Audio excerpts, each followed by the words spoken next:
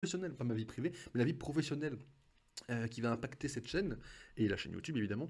Et donc là, c'est pour mettre tout ça à plat et même pour moi-même en fait, pour mettre ça à plat sous mes yeux à moi et pouvoir voir un peu comment ça rend. Et puis après, bon, alors on finira le stream bien éclaté et en étant crevé, on le finira avec un jeu d'horreur. Comme ça, on aura des réactions déréglées, on peut dire le terme, je pense. Évidemment, le tier list, c'est chill. Il est 4 heures. J'ai pas beaucoup mangé ce midi parce que j'avais un rendez-vous. Donc, voilà, j'ai pris une pomme verte pour manger un peu. J'essaierai de manger loin du micro, bien sûr, et pas quand je parle. Ok, bon, on est déjà en retard de 3 minutes à la limite, mais c'est pas très grave à la limite, puisqu'on va commencer la tier list sans plus attendre maintenant. Alors, il y a bien évidemment, il y a une scène, c'est toujours plus pratique. Par contre, j'ai pas le truc qui c'est quoi ça? Ah oui, parce que c'était là, c'est vrai. Bon, la tier list Marvel, j'ai juste triché un peu hors stream, j'ai dégagé tout ce qu'on mettait dans On n'a pas vu ou me rappelle pas, puisque j'ai pas fini Moon Knight, je me rappelle pas des séries Netflix, et Eternal, j'ai toujours pas vu. Donc bon, j'ai vite dégagé tout ça. Puis Miss Marvel, j'ai rien mis de Miss Marvel, parce que de toute façon, au moment où j'ai fait la tier list, tout simplement, la série n'était pas sortie. Donc il y aura une mise à jour Miss Marvel quand je l'aurai vue. Mais là, pour l'instant, Miss Marvel n'a même pas lieu d'être. Donc du coup, il nous reste tout ça. Oui, attendez. Voilà, tout ça à faire. Je pense que ça va prendre 1 heure. Et de toute façon, il y en a certains, je pense que ça va aller plus vite que d'autres, de toute façon, hein. Voilà, donc on va faire ça plus ou moins vite. Et puis voilà. Donc c'est comme ça qu'on va démarrer le stream. Alors, et n'oubliez pas de vous déshydrater, c'est très important quand même. Du coup, notre partie avec Odin. Donc Odin, c'est le dieu d'Asgard, le dieu du ciel, absolument le dieu de tout, mais surtout, c'est le père de Thor et Loki. Comme l'a fait remarquer quelqu'un, il se trouve que Odin, dans le MCU, est totalement sous-coté. Mais ça, c'est une vérité.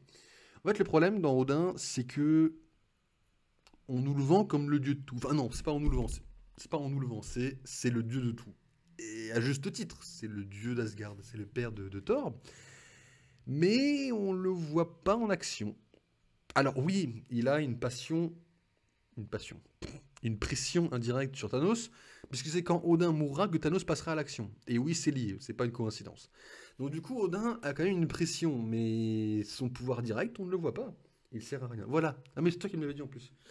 Oui, Odin ne sert à rien, mais c'est une vérité. Et ça, c'est le problème, quoi. L'acteur est bon, et c'est-à-dire qu'en tant que père dégueulasse, bah, il est pas mauvais, mais il est trop passif. En fait, il faudrait un...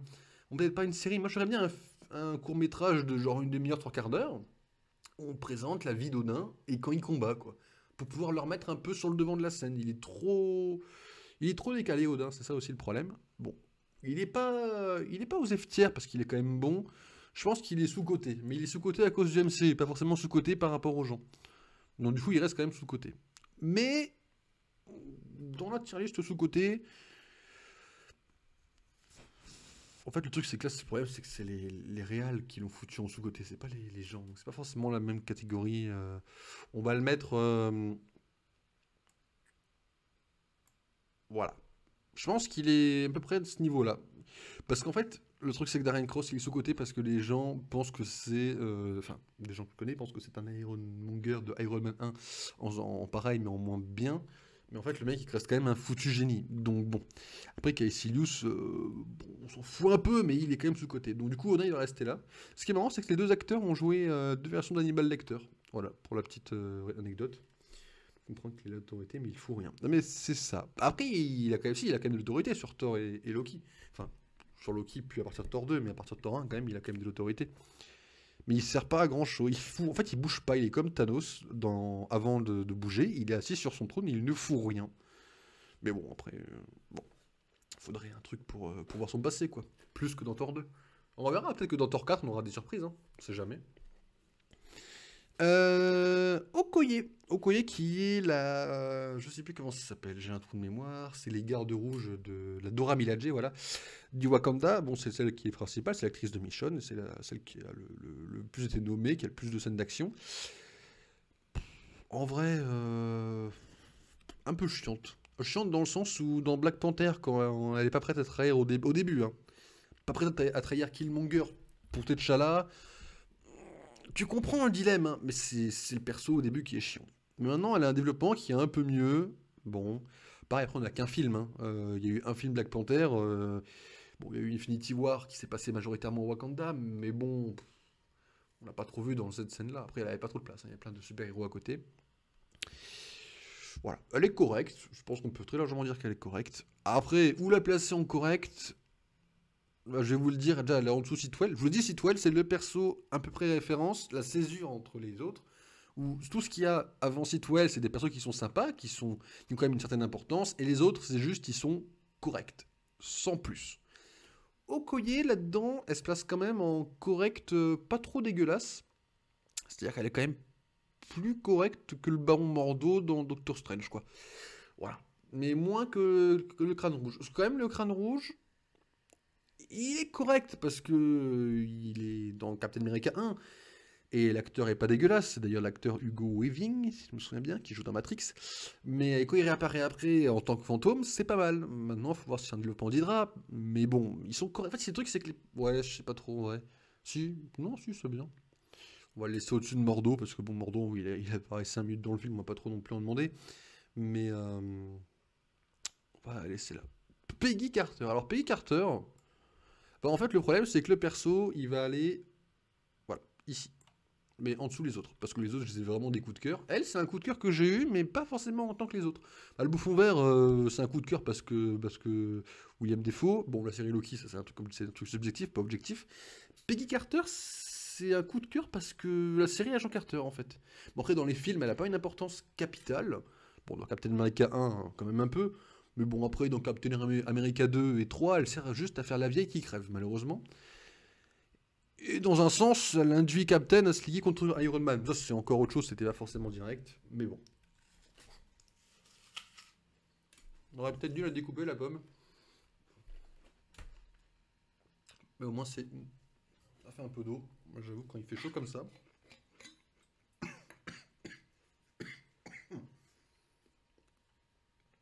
Il n'y aura déjà plus beaucoup, la vache.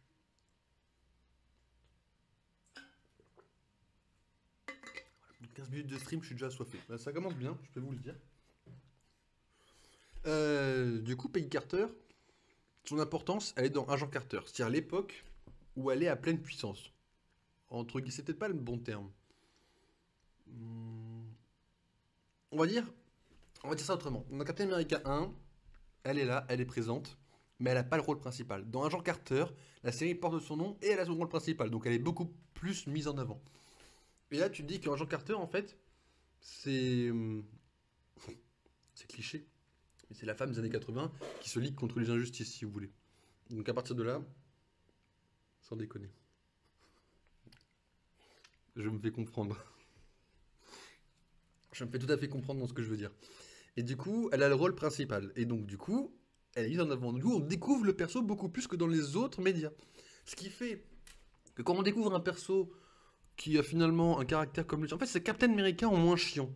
Du coup, elle est parfaite. C'est-à-dire que Captain America, il est Captain America. C'est-à-dire que oui, c'est le mec qui va dire pas dire de gros mots. C'est le mec, c'est le petit soldat. C'est un cliché, mais la série qui porte son nom, parce qu'elle est le rôle principal, oui, non, mais je me fais comprendre dans ce que je veux dire, c'est ça que je veux dire. Évidemment, mais c'est la série qui l'a mise en avant. S'il n'y avait pas eu la série, elle serait beaucoup plus basse. Mais elle, c'est pareil, elle est pour le bien, mais il y a le côté un peu nuancé. C'est-à-dire qu'elle est prête à faire des conneries pour le bien. Donc le côté nuancé, c'est Captain America avec le même caractère. Je l'ai foutu où, Captain, déjà? Il est où, Captain? Il était pas aussi haut? Ah oui, là, il est là. Bon, il est en dessous le chat, mais bon, le chat, c'est normal. Captain America avec un caractère idem, bah, il serait monté aussi haut. Parce qu'ils sont bien, faut pas forcément être le bon petit soldat qui obéit tout le temps. C'est bien de se religuer de temps en temps aussi. Pepper Potts, bon, ça c'est la rouquine qui sert de secrétaire à Tony Stark. C'est simple, dans les 2 premiers films, elle ne sert à rien. Dans le 3e, elle a le sérum bizarre, donc elle se développe un peu. Puis après, bon, dans Endgame, elle a l'armure bleue. Hein. Je sais pas. Moi, en fait, ça me choque que dans Endgame, elle ait une armure et qu'elle sache en servir directement. Alors oui, il peut y avoir des commandes, il peut y avoir un manuel, il peut y avoir ce qu'il veut, mais ça m'a choqué au début quand même. Après, le perso, c'est... En fait, c'est pareil qu'Agent Carter, sauf qu'elle a pas eu de série, quoi. Donc du coup, ben... ben, elle est correcte, quoi. Elle est correcte, mais elle est correcte quand même au-dessus de Sitwell. C'est-à-dire quand même qu'on peut s'attacher un peu à elle, et qu'elle a une certaine importance. Pas trop élevée quand même, mais elle a quand même une certaine. Maintenant, après, c'est par rapport aux autres, où est-ce qu'on va la placer? Bon. euh, En vrai, j'ai quand même envie de la mettre au-dessus. Parce que Hulk, en vrai, le problème, c'est que, bon, il y a Thor Ragnarok, quoi. Donc, vraiment, en vrai, si ça tenait qu'à moi, elle serait là. Mais si ça tenait qu'à moi, il y aurait ça. Pourquoi il est en dessous, Pierce? Non, mais Pierce, c'est quand même le directeur d'Hydra à un moment donné, donc il va quand même monter au-dessus d'un rang. Mais voilà, bon, il y a quelques petites modifications qui se font parce que je sais pas pourquoi je les fous là. Après, quand je les fous là, en général, c'est réfléchi parce que je parle souvent beaucoup avant, donc. Ok, ok. Je sais pas pourquoi c'était comme ça. C'est un peu bizarre quand même. Ok, bon, on peut pas grand-chose dire. De toute façon, elle apparaît trop peu dans le MCU, malheureusement, pour avoir vraiment un long dialogue.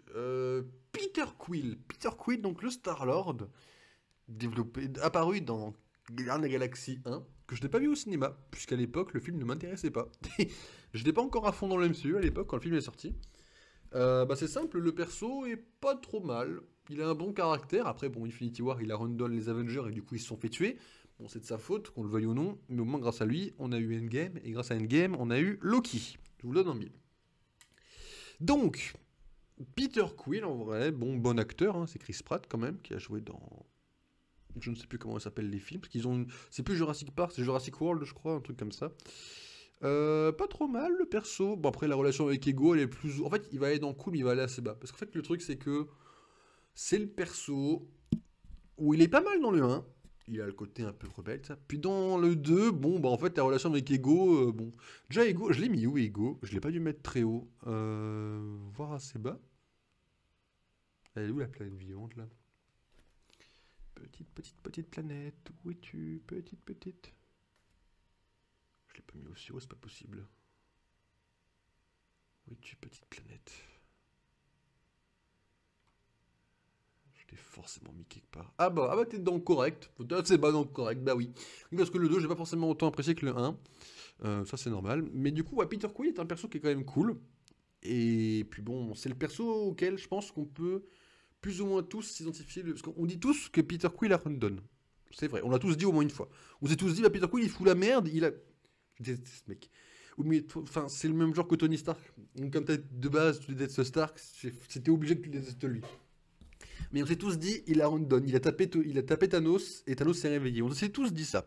Il faut que soyez honnête. Si vous avez devant vous le mec qui a tué la personne à qui vous pensez tous les jours, ben, je pense qu'on pète tous un câble si on est humain. Et Peter Quill, bah, il est humain.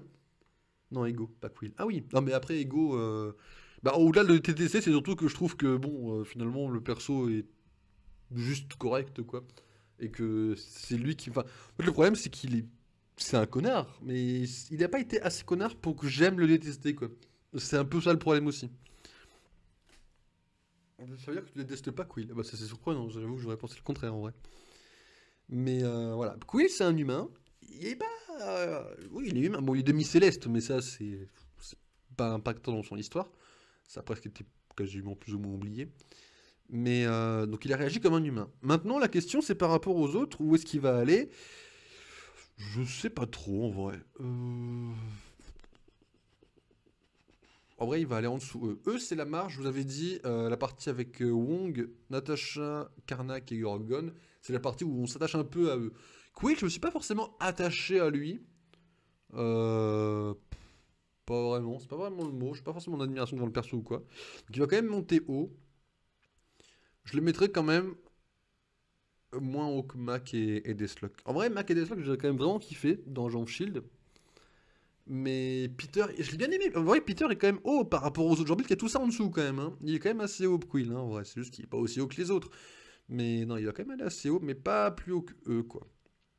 Mais il est cool quand même, donc c'est Ego. Ego, il apporte rien, je le trouve pas du tout profond comme perso.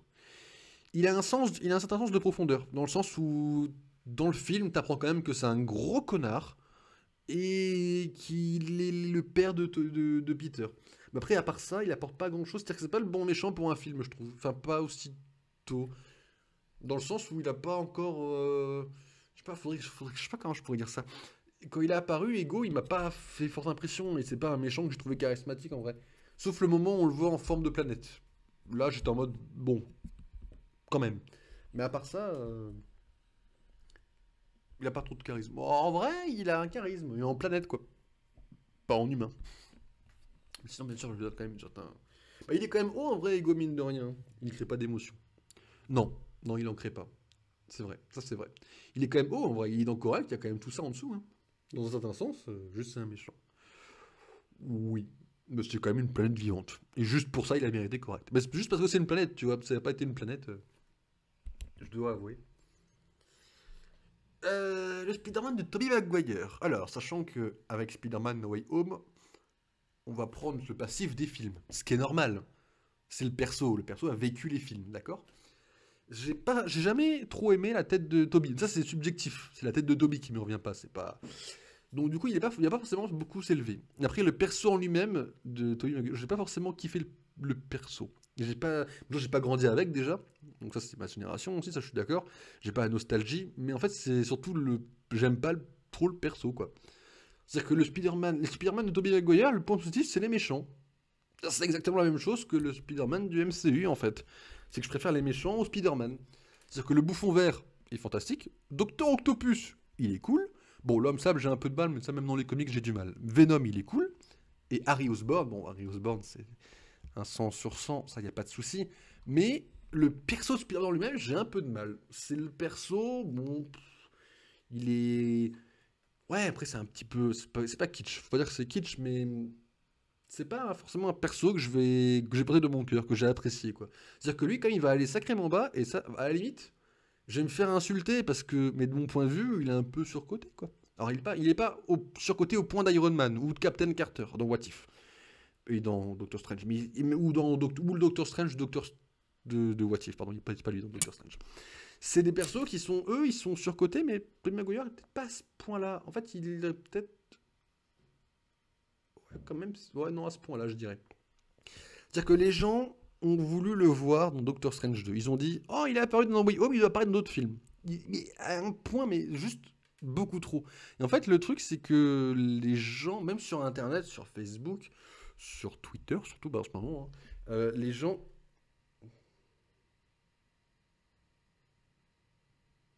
Hein Iron Man. Iron Man. Hein qu'est-ce que j'ai dit? Please mes oreilles. Hein on ne prononce pas le R dans Iron. Iron. On ne prononce pas le R. J'ai toujours dit Iron Man. Mais comment tu le dis Iron... Attends. Iron Man ça fait bizarre, Iron... Oh là, faudrait que je regarde. Enfin, faudrait que j'écoute. Faudrait que je l'écoute au moins geek pas. On le dit pas le R. On va dire Tony, ce sera plus facile, parce que je pourrais pas le dire sans le R en fait. Ça fait très bizarre de m'imaginer à dire sans R. Bah ouais, moi j'ai toujours... Enfin, je vais le dire sans le R, mais je vais dire Tony, parce que je pourrais pas sans le R. Ça ferait trop bizarre. Enfin, j'aurais pas du tout l'habitude. Comme le jeu Ion. Je crois pas, attends. Non, Ion. Iron Man. Bon, ça fait, non, si je dis Iron Man, en fait, le perso dans ma tête va perdre moins 10 du moins de charisme. Donc, je vais juste dire Tony pour qu'il garde le charisme qu'il a. Et puis, je savais pas que ça se disait sans le R. Pourquoi tu connais mon niveau d'anglais de toute façon, toi, tu triches. Euh, et du coup, ouais, Toby, c'était en mode. C'est comme ça que ça se prononce. Oui, je suis d'accord. Mais il faut garder un peu de charisme. Il est déjà en surcoté le perso. Si je dis Iron Man, il va partir en tête de liste de mauvais. T'imagines? Déjà que je me suis fait vite fait, comment je pourrais dire ça? Visionner avec des yeux. Thor, c'est pas Thor. Attends, qu'est-ce que tu me trolles là? Non mais là tu me trolles. Le T il se prononce.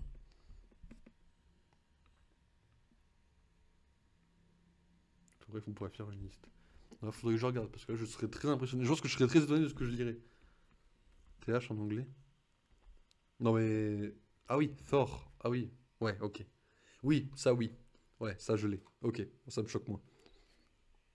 Oui, ok, autant pour moi. Je pensais que tu prononçais or, tu vois. Et là j'étais en mode, mais je comprends plus rien.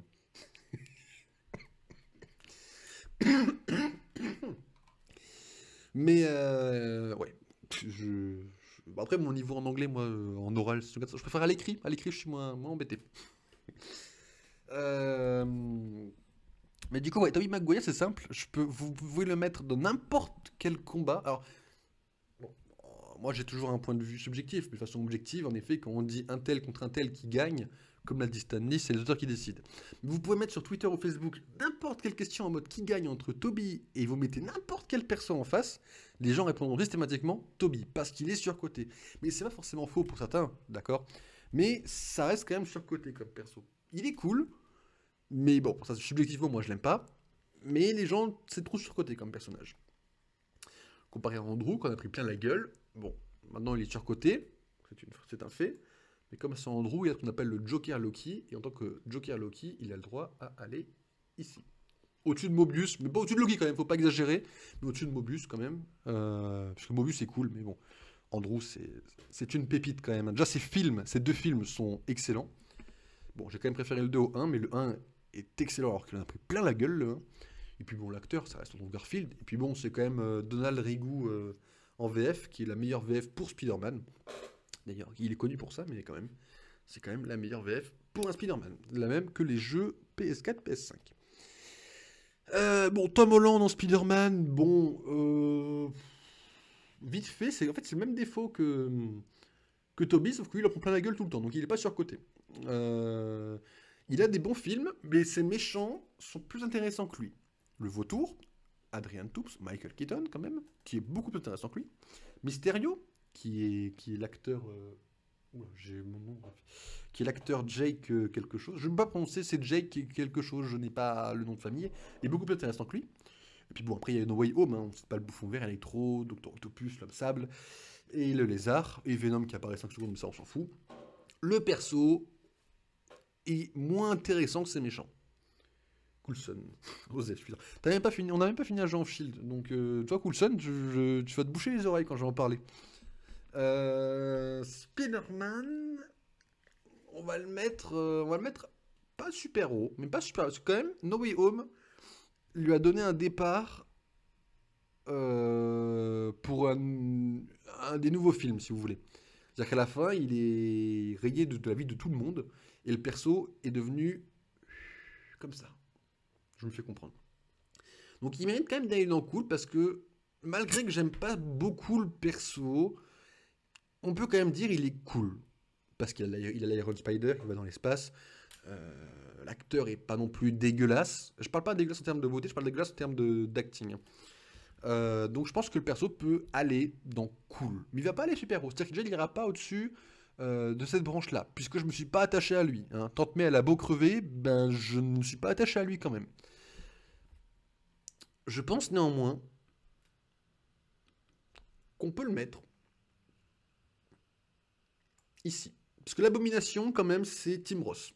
Tim Roth, Lie to Me, acteur très célèbre, plus ou moins célèbre quand même, qui va revenir dans She-Hulk. She-Hulk va être, je pense, une pixel perfect de série qui va sortir.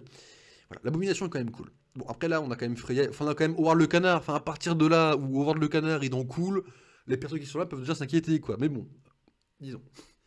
Donc on va le mettre là. Il est au-dessus de Freya, parce que Freya, quand même, je vous ai dit, l'importance qui fait qu'elle est là, c'est le développement de Thor dans Thor 2. Bon, voilà, pourquoi il est au-dessus. Voilà, mais pas, il ne dépassera jamais ces persos-là, quoi. Coulson. Bon, Coulson, c'est simple. Il a une série. Alors c'est Wanda déjà. Wanda, elle est là. Bah, avec W, ouais, elle est assez basse en vrai. De toute façon, on finira ça aujourd'hui. Il est quelle heure? Il est 1h30. Ouais, il nous reste une demi-heure pour ça. Dans mon plan, ça va. Pour faire 1h30 avec des deux tier listes, ça devrait aller. De toute façon, au pire, on dépassera un peu d'un quart d'heure. Ça devrait. Non, dans mon plan, ça va aller en vrai. Ça devrait passer. Coulson, c'est simple. Il y a 7 saisons. Canon, je le rappelle, pardon.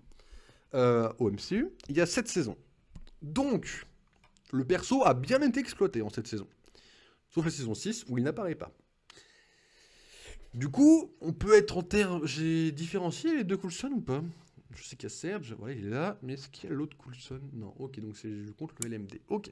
Donc, on a un Coulson qui. Pas canon. Là, tu sais qu'à moins de 3 km de chez... Peut-être pas 3, ok. À moins de à moins de 100 bornes de chez moi, tu ne peux pas dire ça en fait, parce que à partir du moment où il y a moins de 100 bornes, je peux me déplacer, d'accord? Voilà. Il peut dire ça, il est loin, il a plus de 100 bornes, donc il peut ouvrir sa bouche, mais toi non. Du coup, tu ne peux plus. Alors du coup, la première saison, le perso est développé un petit peu. C'est-à-dire qu'on l'a introduit dans le MCU comme le perso qui obéit aux ordres, le petit caniche. Saison 1 de la série, on l'introduit comme le mec qui se rebelle. Saison 2, il dirige le Shield. C'est simple, meilleur directeur, il est aussi bon que Fury, voire meilleur sur certains points. Mais surtout, il sauve les Avengers. Faut le préciser, en fin de saison 2, il sauve les Avengers. Donc bon, ça c'est bien. J'ai pas encore bougé. Ah mais t'es pas prêt. Oh, mais t'en fais pas. Le jour où tu ramènes un mouton avec toi, il finit en kebab, je te l'ai dit. Saison 3. Saison 3, est-ce qu'il a un développement? Il a pas forcément beaucoup de développement de son côté à lui. On va juste développer sa relation avec Sky. Sky qui est quand même le second perso principal. En fait, le truc c'est que Sky et Coulson, pour moi, c'est les deux persos principaux de la série. Saison 4, on développe sa relation avec May. Saison 5, on développe tout le personnage, sa peur vis-à-vis de la mort, la relation vis-à-vis de la mort. On développe tout vis-à-vis de la fin du personnage. Et on a une fin de série qui est parfaite, en théorie. Bon, saison 6, on s'en fout un peu. Saison 7, mais on a le meilleur Coulson en fait, c'est simple. Qui apparaîtra bien évidemment dans Secret Invasion, je le rappelle, qui sortira en octobre. Comme Sky, qui apparaîtra dedans et qui fera de la série Agent Shield une série canon, je le rappelle. Donc, Coulson, évidemment, c'est un top tier, au-dessus d'Andrew Garfield. J'aime beaucoup Andrew Garfield, mais Coulson est un coup de cœur total. Donc, évidemment, il est placé là. Voilà, voilà. Vif Argent. Bon, Vif Argent, il apparaît dans un film. Donc, autant vous dire que le bougre, on s'en tamponne. Voilà. L'acteur n'est pas dégueulasse, mais le perso, on s'en tamponne. Il est mauvais, et on va le mettre au-dessus du grand maître. Parce que le grand maître, c'est une parodie. T'as foutu où Sky? Sky, j'ai foutu assez haut, je crois que j'ai foutu dans super cool, je crois. Voilà. Alors, en dessous, Ward, parce que Ward, c'est quand même un coup de cœur. Je me suis permis, mais elle est au-dessus de Lens. Voilà. Elle est au-dessus du Loki du MCU classique. Mais non, mais Sky, je l'aime beaucoup, Sky, en vrai. Mais là, les persos qui sont au-dessus, ils sont meilleurs qu'elle, quoi. De toute façon, elle bougera. En octobre, elle bougera. Il y a la série Secret Invasion, donc elle bougera en octobre. Du coup, j'ai classé qui en dernier? C'est Coulson, non? J'avais quelqu'un après Coulson? Merde, j'ai classé un perso, je crois que j'ai classé un, mais je sais plus qui. Ah non, non, j'ai rien dit. Ok, le professeur Xavier. Fury ira top tier avec Secret Invasion. Je l'ai mis, Fury? Attends, est-ce que je l'ai mis déjà? Oui, je l'ai mis. Je l'ai mis où? Je l'ai mis pas mis là? Ah oui, si, je l'ai mis là. Il y a des chances. En vrai, Secret Invasion, il y a un moment où il se développe comme jamais. Quoi, il est trop, quoi, elle est trop haute ou elle est trop basse, Sky, pour toi? Non, parce qu'en vrai, Fury, je pense que dans Secret Invasion, ça va être je pense qu'il va monter en dessous Coulson pour moi. Je crois en lui pareil. Mais il y a un monde où la série est un flop là-dessus, hein. Parce que moi, je suis sur hype par Secret Invasion. Donc il y a un monde où c'est un flop, hein. Je déteste. En vrai, ça fait longtemps qu'on n'a pas parlé d'Agent Shield avec toi, donc je sais plus. Je savais pas que tu as détesté Sky. Je ne m'en souvenais plus en tout cas. Mais t'as pas fini la série. T'as pas fini la série. De toute façon, je te montrerai la suite. Et tu me diras si tu la détestes encore. Parce que toi, il te manque la fin de la saison 5. Parce que bon, le futur, ça t'avait fait chier. Parce que je pouvais comprendre que c'est là où moi je me suis arrêté la première fois, hein. Quand j'ai regardé Agent Shield, je me suis arrêté saison 5. Saison 6, ça va te plaire. Saison 7, elle va te plaire encore plus. Donc, je parle de Sky, pas de la série. Il y a Samuel Jackson, ça peut pas être un flop. Alors là, l'astuce, c'est là que je vais te citer. Bon, je vais faire ma gueule parce que j'ai aucun film de référence où c'est un flop avec lui. Mais quand même, on sait jamais. Ça peut en être un en fait. Pas beaucoup de meufs que j'aime bien. Oui, alors après, en meuf, en vrai, il n'y a pas de parité dans mon classement parce que bon, il y en a une en top tier, ça c'est Peggy, c'est à part. Il y a Sky qui est là parce que bon, il y a May parce que May c'est cool. Puis après, en fait, le reste, bah, si, quand même, il y a Kate. En vrai, Kate, quand j'y pense, des fois, elle mériterait un peu plus haute, mais bon, faut quand même savoir doser. Puis il y a les autres projets qui arriveront avec elle dans le futur. Xavier, bon, Xavier, je vais pas vous mentir, je peux pas le classer objectivement. C'est simple. Ce Xavier-là, je sais pas, le caractère et tout, je suis hyper critique. Bon, après, si je classais que le caractère, il y a beaucoup de personnes qui iraient plus ou moins, qui changeraient de catégorie, hein. Bref, Xavier peut pas le classer objectivement. Parce que malheureusement, ce n'est pas le Xavier des films X-Men, mais bien le Xavier de l'animé X-Men des années 90, avec le gros fauteuil jaune. Et je les ai pas vus, cet animé. Enfin, ces saisons d'animé, en tout cas, donc je peux pas les classer objectivement. Donc je vais les classer uniquement avec Doctor Strange 2, où je trouve qu'il a... J'aime pas le caractère, j'ai du mal à apprécier le perso. Bon, il y a l'acteur qui joue, en vrai. Si un connard est joué par un bon acteur, ça peut tout changer, en vrai. Je pense au vautour, hein. Parce que Michael Keaton, par exemple, moi je l'aime beaucoup, Michael Keaton, et c'est ça qui m'a fait apprécier le vautour, hein, en plus du reste. Je disais, ouais, donc Xavier, je vais le classer uniquement sur la scène qu'on a eue dans Doctor Strange, quoi. Parce que je n'ai pas la référence de l'animé. Où il a quand même fait une... En fait, le problème, c'est qu'en 3 minutes 4... Oh, allez, on va avoir la meilleure... Voilà, c'est ça, il a la meilleure scène des Illuminati, mais en fait, le truc, c'est qu'en 5 minutes d'apparition dans un film, il fait mieux que beaucoup de persos. Déjà, il va aller dans Cool, mais il va aller au-dessus de ceux à qui je me suis attaché. Parce que Xavier, je me suis attaché à lui en moins de 5 minutes, c'est simple. Bon, après, c'est Patrick Stewart quand même, donc on va fermer notre gueule, mais... C'est rendre le carrière perso moins supportable. Le talent, quoi. C'est ça. Quand je serai acteur plus tard, enfin, je serai jamais acteur, mais ça, on en reparlera en fin de soirée quand je serai dans mes projets, l'acting. Bref, ça va apporter un truc à de ça, je pense. Mais bon, mais oui, les grands acteurs se reconnaissent par le fait qu'on adore les détester, qu'on adore les aimer, de toute façon. Ça, c'est une certitude. Xavier, maintenant, il va aller où? Je sais pas trop. Parce que, bon, Patrick Stewart, c'est cool. Il a la meilleure scène des Illuminati. C'est Patrick Stewart, je l'ai déjà dit, mais quand même, je le répète. Je pense qu'il va aller ici. Parce qu'il faut quand même savoir doser. Il a 5 minutes dans tout le MCU, donc il faut quand même savoir doser qu'il ne peut pas aller trop haut. Mais il va aller au-dessus de Captain. Parce que Captain, il est cool, mais Professeur Xavier, il a été plus. Puis il a quand même dit la fameuse phrase, qui est quand même le cliché, on va dire la quote, je sais pas le dire en anglais, je sais. C'est quand même la quote spéciale du Professeur Xavier. C'est que même si certains trébuchent en chemin, rien n'empêche qu'ils puissent se relever. Bon, c'est pas ça mot pour mot, mais vous avez l'idée. Et il l'a dit dans le film. Donc à partir de là, il mérite d'aller juste là. De toute façon, c'est comme Cléa. Cléa, elle apparaît 1 minute top chrono à l'écran. Elle est quand même classée plus élevée que tous ses persos. Bon, à part les sous-côtés, que tous ses persos, quoi. Donc à partir de là, il peut y avoir quelques inquiétudes sur les persos qui sont en dessous. Citation. Oui, mais moi en anglais, quand je le dis, ça fait bizarre. Mais oui, c'est ça que je veux dire en anglais, quoi. Proxima Midnight. Oh, je les ai mis où les ordres noirs déjà les autres? Ah oui, tiens, va avec ton mari. Les deux ils sont mariés dans le comics, dans les films on sait pas. Mais de toute façon dans les films c'est simple.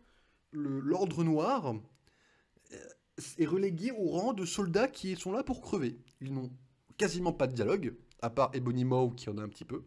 Ils n'ont aucun développement. Ils ne servent à rien. Ils ne servent à rien, pardon. Et ils meurent tous. Voilà. Au moins, dans les comics, ils ont des comics adaptés à chacun. Enfin, ils ont une série, l'Ordre Noir, où ils sont développés. Là, ils ont rien du tout. Ils ont encore moins de temps d'écran que de lecture de comics. Bref. Après, Cléa va réapparaître. Oui, bah oui, elle va forcément réapparaître, mais dans très longtemps, je pense, malheureusement. Et c'est du gâchis. Elle va réapparaître dans super longtemps. Il n'y avait pas tout l'ordre.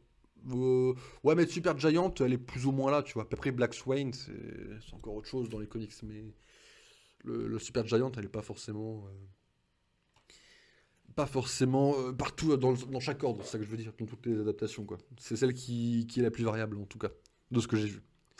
Le président Loki. Alors, je vais faire un truc qui n'est pas officiel, mais pour moi, le président Loki, il a le passif, c'est-à-dire le passé, du Loki qu'on voit dans la série What If, en animé. Celui qui défonce, qui sauve le Shield, qui fait tout le travail là et qui devient le président du monde. Pour moi, c'est le même. Alors, bon, là, je vais pas être objectif, mais alors du tout, d'accord, je vais être un connard, mais c'est ma tier list, je fais ce que je veux, il ira là, mais en dernier. Je suis quand même à peu près équitable, il est en dernier, il restera en dernier, parce que faut pas pousser quand même, pas beaucoup de temps d'écran dans le MCU. Mais bon, Tom Hiddleston, quoi, en forme de président. Ok, ça, alors, je sais plus son nom. C'est la femme dans la saison 1 avec l'horloge magique. Mais l'horloge magique, de toute façon, elle restera là aussi.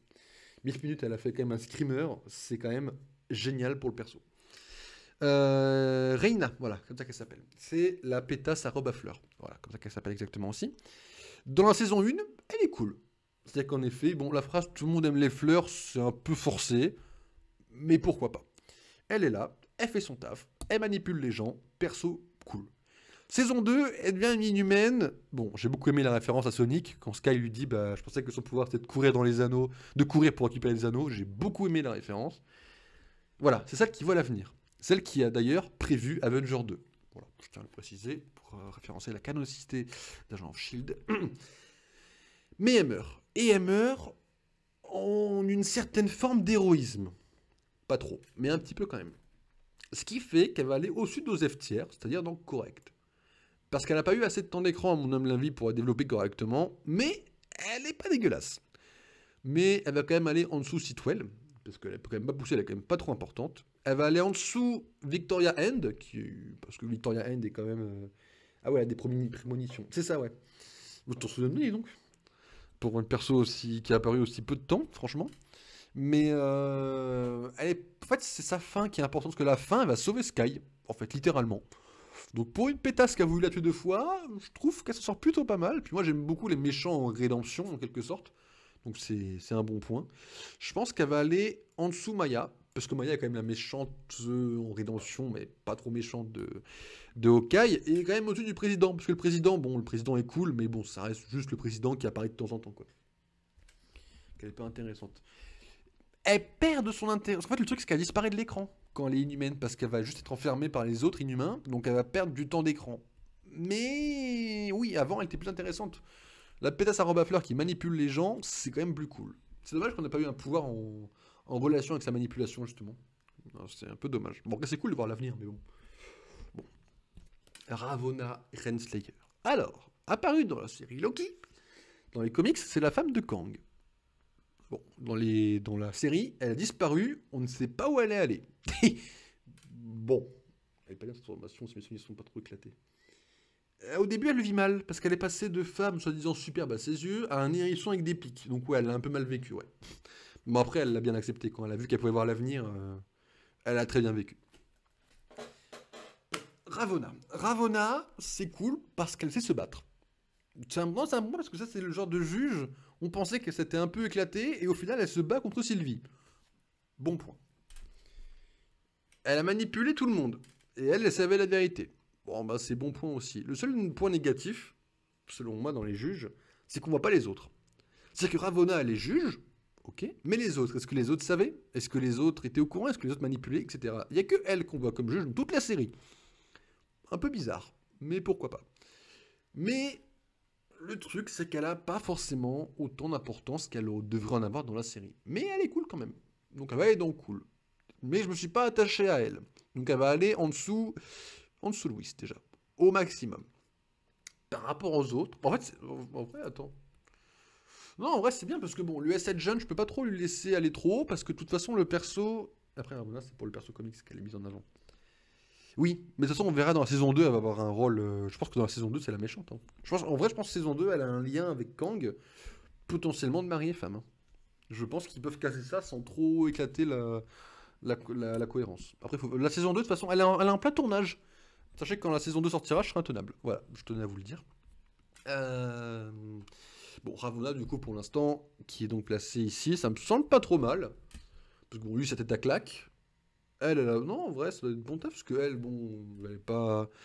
Elle est bien, mais elle est pas aussi intéressante. Le problème, c'est qu'elle ruine le trio Palatin, donc elle mérite sa place. Bon, Maximus, c'est Pixel, mais Maximus reste un perso qui n'est pas assez développé. Et puis bon, Captain America en connard, bon, pareil. En fait, le truc, c'est que ces deux persos-là, je pense qu'ils devraient réapparaître pour qu'ils soient plus élevés, quoi. Pour voir tout leur potentiel. Voilà.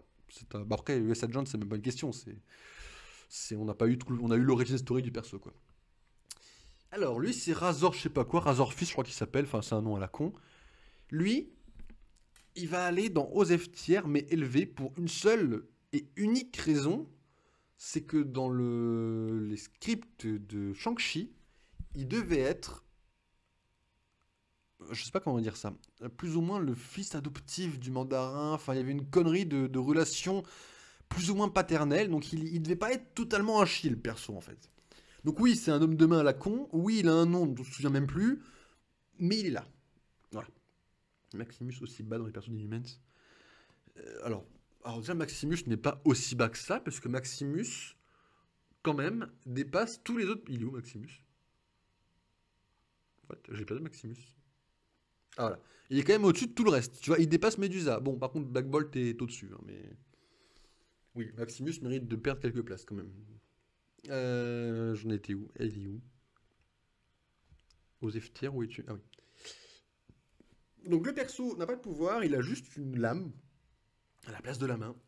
Bon, bien... On va le mettre au-dessus d'Inoc. Ben Inoc, de toute façon, je l'ai pas aimé, le perso. Donc bon, à partir de là, il va pas prendre beaucoup de place.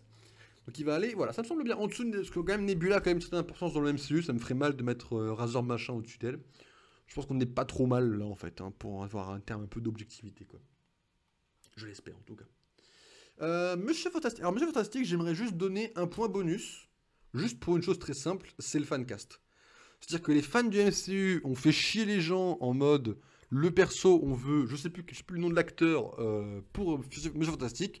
Marvel a dit oui. Bon, à la base, il voulait pas lui, il voulait prendre l'acteur de James Bond pour faire le dieu de la comment il s'appelle? J'ai un trou de mémoire. À la base, il voulait pas prendre Fantastique, il voulait prendre l'acteur de James Bond pour faire le dieu qui meurt face à Loki, qui a une faiblesse au Guy, dans les Illuminati. Changement de dernière minute, ils ont dit bon, on va pas prendre l'acteur de James Bond, on va prendre euh, voilà, Krasinski, voilà, c'est l'acteur de Fantastique pour faire justement Monsieur Fantastique. Donc, ils ont quand même accepté le fancast. Donc déjà, il va être dans cool, parce que Marvel a accepté le fancast. Ensuite, le perso est pas trop à chier. C'est-à-dire que quand même, on a le perso. Alors la phrase que j'ai préférée, c'est quand même le est-ce que la mère de tes enfants est en vie? Oui, il resterait quelqu'un pour les élever. Ça, c'est vraiment la phrase qui j'ai beaucoup kiffé dans leur interaction. Après, il meurt en ficello, ça c'est encore autre chose. Mais je me suis pas attaché à lui, donc il va forcément être par là. Je le mettrai quand même au-dessus de Tête à Claque. Parce que Tête à Claque, c'est vraiment quelqu'un qui est Tête à Claque. Mais au moins, pour mesurer, pour doser le temps d'apparition de Fantastique, on va quand même le mettre en dessous d'Ella et de Maximus pour savoir un peu doser. Ça reste quand même des caméos à la base. On peut pas non plus le noter comme un perso à part entière. Balder. Voilà, Balder, voilà. Donc à la base, l'acteur de James Bond, le blond, devait incarner Balder à l'écran. Il y avait un monde où Franklin apparaissait et détruisait Wanda. Après, ça se trouve, Franklin, dans le monde, il a chié. On sait pas. Hein.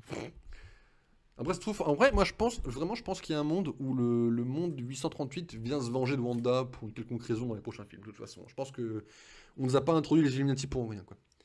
Le Ghost Riders, qui est donc le perso que Hyde aime bien. Je ne sais plus son nom en civil. Non, mais j'ai des trous de mémoire sur les noms. C'est impossible de vous dire le contraire. L'acteur est pas mal. Bon, moi, au début, j'ai eu du mal à m'accrocher. Quand j'ai regardé une deuxième fois, j'ai beaucoup aimé. J'aime pas trop le design du crâne, mais c'est le même design que les comics. Je préfère le crâne un peu plus petit, hein, sans la mâchoire un peu... Il a le visage trop losange, quoi. Le perso mérite très clairement de monter dans les cools. Il est cool, c'est un Ghost Rider. Robbie Reyes, voilà, merci l'astuce. J'ai des trous de mémoire sur les noms, c'est super chiant en vrai, en ce moment. Robbie Reyes, alors il a une voiture, pas une moto, c'est cool. Alors je vais pas me la péter, mais évidemment, moi, j'ai la voiture. Et j'ai évidemment le perso qui est dedans. Voilà, je n'ai pas envie de me la péter. Mais on reparlera de cette voiture quand on parlera des projets. Moi, j'ai des projets à vous utiliser, mais c'est là où j'ai le plus hâte dans le stream, c'est de vous parler de mes projets en vrai. Bon, c'est super tard, je suis d'accord, mais j'ai fait mon planning comme je pouvais. Du coup, Robbie Reyes, quand même, qui est cool, qui est une voiture cool. Bon, dans le MCU, son esprit de la vengeance, c'est un peu... Tu peux la mettre à la poubelle pour Trigger Ride. Je vais lui faire une vidéo rien que pour lui. En vrai, Robbie Reyes, je sais pas trop. Il est cool, il a des scènes d'action. Quand il tabasse Jeffrey Mace, c'est stylé. C'est vraiment stylé. Je le mettrais bien. C'est pareil, je me suis pas attaché à lui en fait. Pas vraiment. Mais il a été quand même super cool. Je le mettrais bien au-dessus. Non, en dessous d'Ella. En vrai, pas ici. Au-dessus de Tête à Claque. Mais en vrai, Ella, faut quand même savoir doser. Le perso est assez bas parce que je me suis pas trop attaché à elle et qu'elle est un peu aux F-tiers. Mais dans l'idée, elle a des scènes d'action super cool quand même. Puis elle habille en verte. Et puis elle a tué plein de gens. Et elle a détruit Asgard dans un certain sens. Donc faut quand même doser un peu, qu'elle reste au-dessus de certains persos. Robbie a quand même été cool. Bon, il s'est fait voler le Darkhold par Morgan le Fay. Je ne sais pas comment, je ne sais pas pourquoi. Je crois que dans le MCU, je crois qu'il l'a. Il faudrait que je vérifie, mais je crois que justement ça avait Trigger Hyde parce que dans les comics il ne l'a pas. Et que justement dans le MCU il l'a. Donc je crois. Je crois qu'il l'a celui-là. Ah, c'est pété. Hein. Rocket Raccoon. Bon, Rocket Raccoon, je vais pas vous mentir, j'ai pas trop aimé le perso. Il va dans correct. J'ai pas accroché au perso. Il est bien fait, hein. Il a un bon développement, mais j'ai pas accroché le perso. J'accroche pas. Je sais pas, je peux même pas vous dire pourquoi. Je sais pas, j'accroche pas le raton laveur, quoi. Pourtant, les animaux avec les blagues, bon, bah c'est cool, hein. Voilà, Croquis est génial, mais Rocket Raccoon, j'ai pas réussi à accrocher. Bon, Rocket Raccoon, du coup, il va finir plus ou moins bas. Je pense qu'il va finir en dessous l'ancienne. En dessous. En vrai, Ironmonger, il est dans correct, mais ça reste quand même le premier méchant du MCU, le premier film du MCU. Ça reste entre guillemets un symbole. Donc, faut quand même savoir doser un peu. Rocket Raccoon, j'ai pas. Je peux même pas. En fait, je pense que le RP a fait que j'ai pas trop aimé. Parce qu'en fait, il faut savoir que pour ceux qui n'ont pas RP avec moi, ou avec nous pour les chapistes, on a eu un mec qui a joué Rocket Raccoon dans le RP. Et je peux vous dire que ce mec-là, c'était un sketch sur pattes. Vraiment, littéralement. Je voudrais pas le pseudo pour éviter de brusquer les gens, mais ce mec qui a RP Rocket Raccoon était un sketch sur pattes, d'accord. Et c'est possible que les RP m'aient donné des influences sur mes avis sur les persos. Donc voilà. Savio et Bradley Cooper pour l'anecdote. Oui, ouais, mais c'est cool. Mais c'est cool. L'acteur en VO, je l'adore. Bradley Cooper est un de mes acteurs que je. Bon, après, j'aime beaucoup d'acteurs. Bradley Cooper, j'aime beaucoup sa tête et j'aime beaucoup ses films, mais j'accroche pas. Après, il est bon le perso. Il a un bon développement. Quand il s'énerve, quand on le traite de trucs inventés ou d'expérimentation, c'est cool. Ça développe le perso. Mais j'accroche pas. Ça, c'est un truc, je peux pas saquer le perso, quoi. Alors lui, bon, lui, vous avez pas forcément de la ref, mais pour ceux qui ont regardé Agent Carter, c'est le patron de la SSR. C'est le premier patron, entre guillemets, du Shield. Mais lui, il y a tout qui va chez lui. C'est un bon patron. Et c'est celui qui donne, entre guillemets, le plus sa chance à Peggy. Et il se suicide pour sauver tout le monde. Et ça, c'est cool. Donc, et il a une bonne VF. Je sais pas le nom de sa VF, mais il a une bonne VF. Donc il va aller dans cool. Et je me suis attaché à elle qui va monter par là. Bon, il n'y a pas beaucoup de temps d'apparition, il meurt en moitié de la saison 1. Bon, c'est un peu pourri, malheureusement. Bon, ça, je peux pas faire grand-chose. Je vais le mettre... En fait, c'est... Voilà, je vais le mettre là, parce qu'en fait, c'est entre guillemets, c'est comme Chester Phillips, mais avec un autre acteur. Donc, c'est un peu un Chester Phillips low cost, en quelque sorte. Donc, il y a quand même aller en dessous de lui. Je pense que c'est bien dosé, là. Voilà. Après, la série Agent Carter, elle est un peu sous-cotée en général. Les gens ne la regardent pas autant parce que Agent of Shield, c'est dans le présent, entre guillemets. Ça veut dire que c'est des influences sur les films, etc. Alors que Agent Carter, c'est tellement dans le passé que les gens ne la regardent pas forcément. Et c'est dommage qu'Agent Carter est sous-coté. C'est une bonne série, Agent Carter. Mais c'est frustrant parce qu'il y a plein de plot twists qui n'ont pas été révélés, puisque la série a été coupée en saison 2 alors que la saison 3 était prévue. Voilà.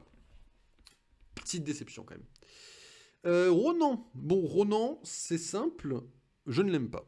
Mais on va être un peu plus objectif que le Rocket Raccoon. C'est-à-dire qu'on va quand même le monter un petit peu plus.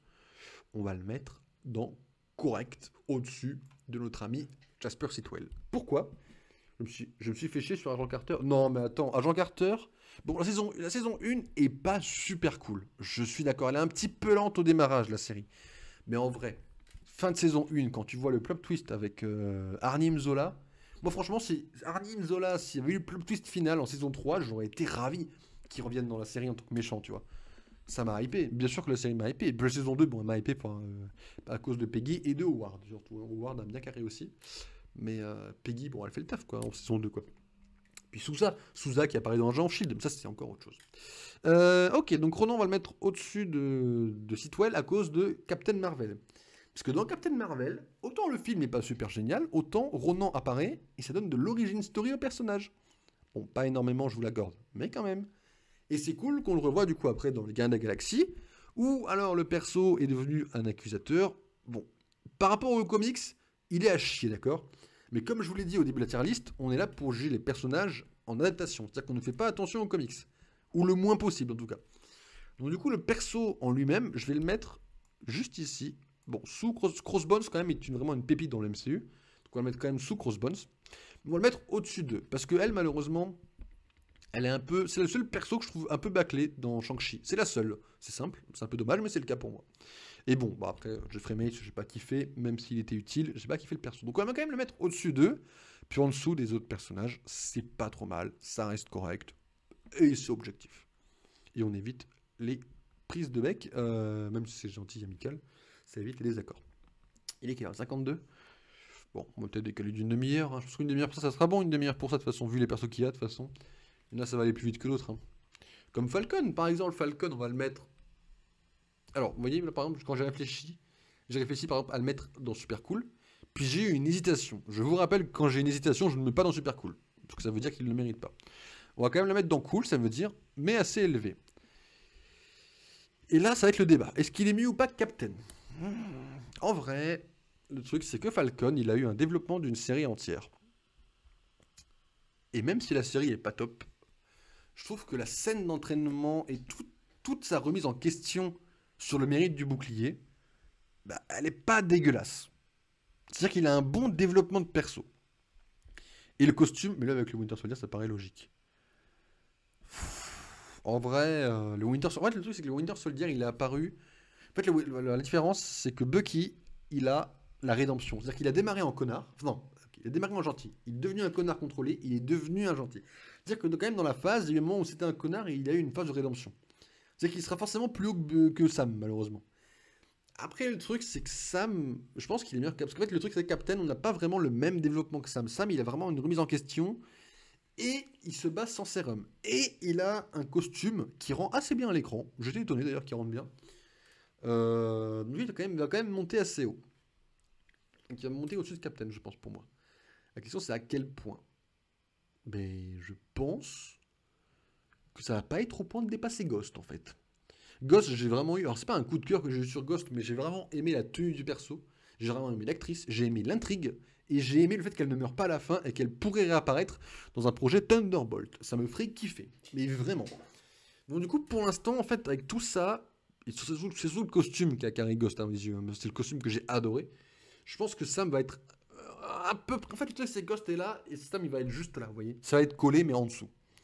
Mais le truc, c'est que Sam, visuellement, Ghost est très cool. Ah, mais visuellement, elle est géniale. Mais après, Sam, le problème, c'est que il y a aussi la série. Et la série n'a pas eu beaucoup de succès. Et moi, à titre perso, en effet, le fait qu'ils aient cherché à politiser la série vis-à-vis des Américains, pas chez nous, mais vis-à-vis des trucs américains, bah, c'est pas top, quoi. Et ça sert pas à ça, une série du MCU. Normalement, quand tu regardes un truc, c'est pour te détendre. Le côté un peu politique dans les séries, c'est bien quand c'est pas trop forcé, on va dire. Euh, Voilà. Le président, par exemple, le président que j'ai foutu donc correct, il me semble. Voilà, non, j'ai rien dit, il est où? Président? Je l'ai foutu, le président. Monsieur le président? Ah si, voilà. Le président qui est là, par exemple, on n'a pas fait tout un plat quand il a changé de président après, par exemple. C'est la politique, il faut que ça reste quand même plus ou moins éloigné dans Marvel. C'est très bien comme ça. Sarge, je sais pas comment on prononce en anglais, ça doit être Sarge, je pense, on va pas s'embêter, qui est la version extraterrestre de Coulson. On va résumer grosso modo, c'est un putain d'alien. Ben vous savez quoi? Il va dans Cool. Pas trop haut, mais dans Cool. Et je me suis quand même attaché à lui. C'est-à-dire que c'est quand même un connard qui est devenu gentil parce qu'il a été manipulé, et qui est redevenu un connard quand il a su pourquoi il avait été manipulé. Plus ou moins. Non, attendez. C'était un connard au début, qui s'est fait aspirer dans un vortex, qui donc a cru, parce qu'il a cru qu'il... Alors, je me souviens plus de la vraie histoire de Sarge en vrai, attendez. Au début, c'était un connard, c'est sûr, il travaillait avec Kizel. Après, il a été devenu gentil parce qu'il a eu un effet de lavage de cerveau de Coulson, enfin, indirectement, on va dire, très indirectement. Il s'est redevenu un connard quand sa vraie nature a été révélée. Ok, c'est ça. Je suis attaché à lui parce que quand même, ça reste un perso, quand il gueule Sky, ça fait du bien au cœur. Il y a un coup de couteau qui a été mis quand il a gueulé Sky. Faut pas se mytho. Donc, bon, je pense que le perso mérite clairement sa place dans Cool et au-dessus de eux. Parce que je me suis attaché à lui. Bon. Après, il a pas fait long feu et sa forme extraterrestre est dégueulasse. Et le perso est plus ou moins aux F-tiers, en vrai, à part ça. Donc il va rester là.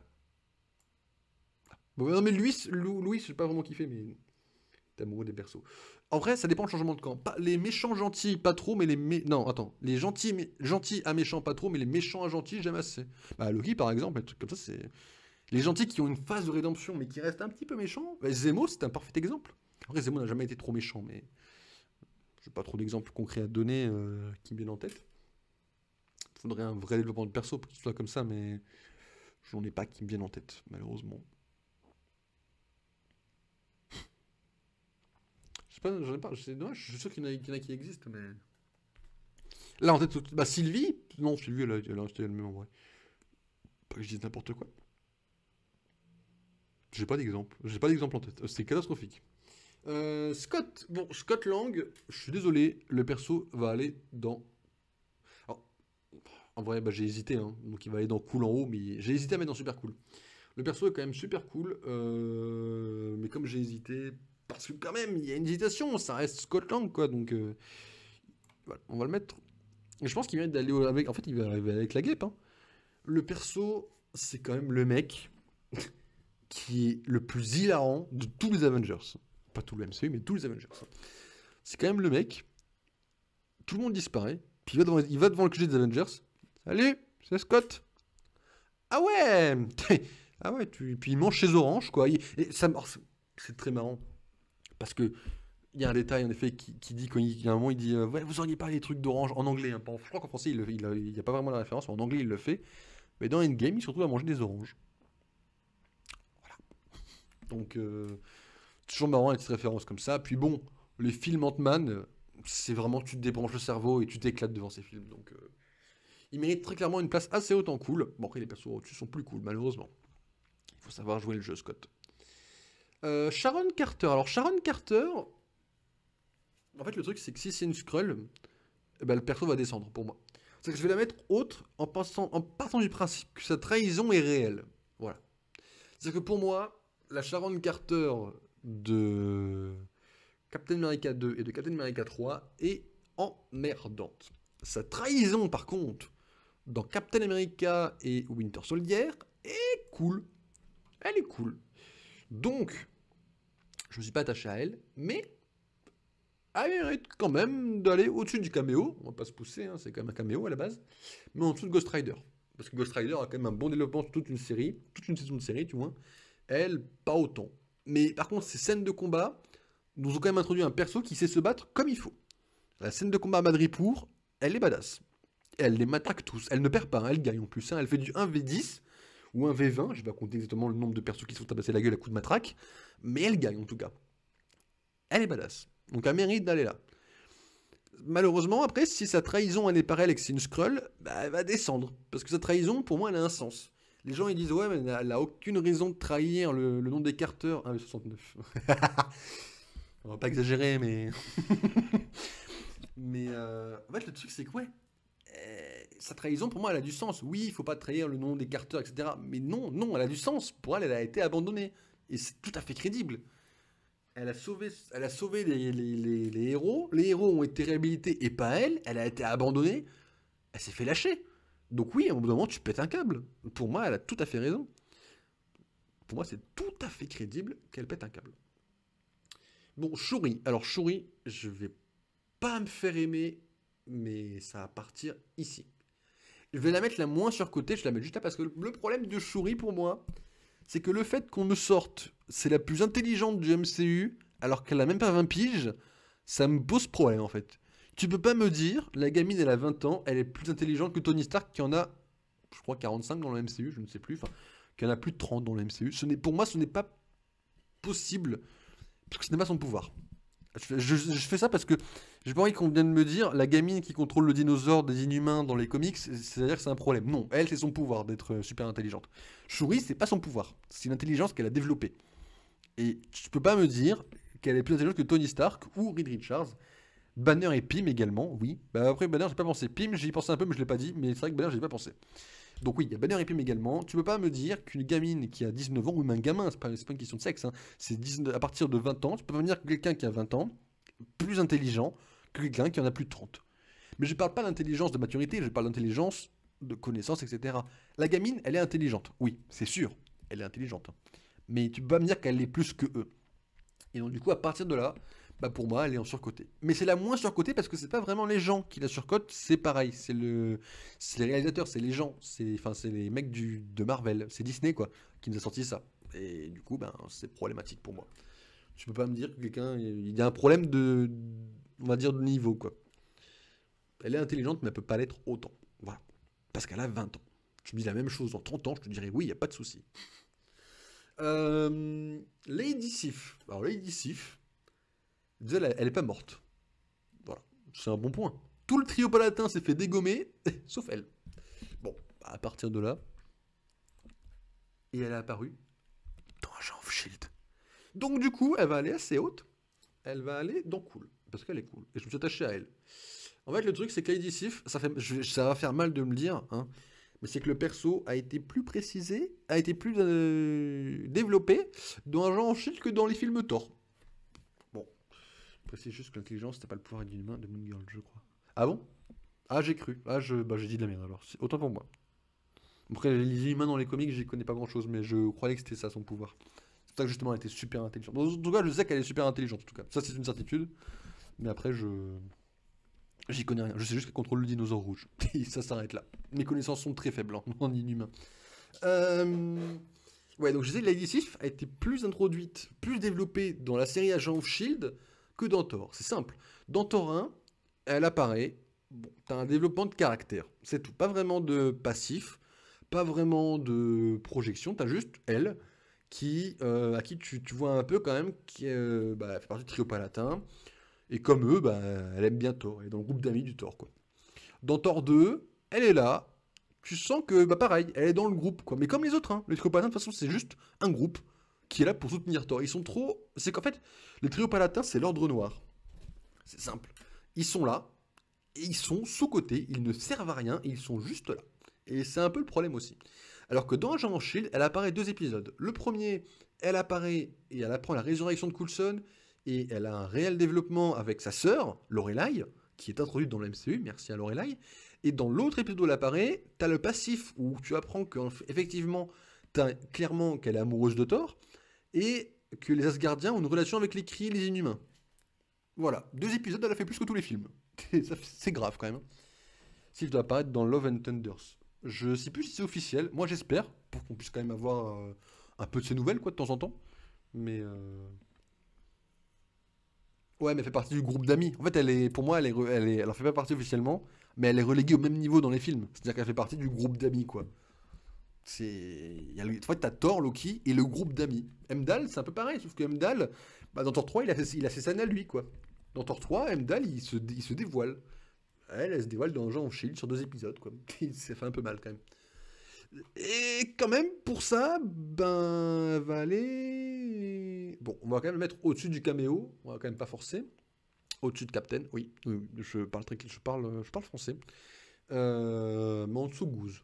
Bon, peut-être pas trop forcé quand même, ça reste Sif. C'est-à-dire que Sif, elle a pas encore trop de développement. À part dans 2 épisodes d'une série que pas beaucoup de gens ont vu, quand même. Quoique après, ouais, jusqu'à la saison 3, les gens l'ont vu, quand même. Saison 2, pardon. Je crois que c'est saison 2 qui revient. Le Strange Sinistre, je crois que c'est ça le nom officiel du MCU, c'est le Strange Sinistre. Je peux pas me permettre de le noter trop. Et pourtant j'aimerais bien. Heimdall est un Tchad, il détruit des vaisseaux aliens au couteau. Oui, en plus. Il y a juste son armure que je trouve un peu kitsch en fait, à la limite, c'est tout. Le reste, ça passe. Mais dans Thor 3, c'est quand même un méga badass, quoi. J'aimerais le noter haut pour la scène du combat avec la musique. Je l'ai trouvé vraiment géniale cette scène, pour le coup. Mais en fait, le truc, c'est que c'est pareil. Ça reste un petit caméo, entre guillemets. Il a pas trop de passif, il est pas développé, quoi. Mais il est cool. Et bon, je sais pas trop où le mettre, en fait. Je suis un peu. J'ai envie de le mettre dans correct pour son taux d'apparition. C'est que dans correct, parce qu'il n'est pas beaucoup apparu. Mais mais le peu qu'il a apparu, il a été génial. Voilà, on va le mettre là. On va essayer de doser un peu. Je peux pas être entièrement subjectif. Vous savez que je suis un petit peu objectif pour doser et pas trop déséquilibrer mes avis, quoi. Mais je pense, après, au top de correct, quand même. Ça reste quand même Doctor Strange qui a fait une scène badass et qui, à mes yeux, est devenu le meilleur film du MCU. Pas bien de film, pas de série. La série, ça restera Loki en premier. Mais voilà. L'exécuteur, joué par Karl Urban, qui est donc dans la série actuellement en cours de The Boys. Bon, l'exécuteur, je vais parler de son adaptation, pas de son interprétation des comics, parce que les comics, on les oublie, j'ai dit. Si je faisais ça, si je faisais attention aux comics, le perso irait ici, en fait. D'accord? Mais comme on ne fait pas attention aux comics, on va faire attention au perso, qui est donc un simple balayeur.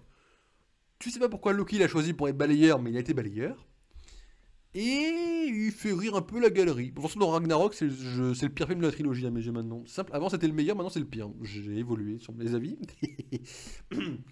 Mais ça reste quand même un connard. qui a tué.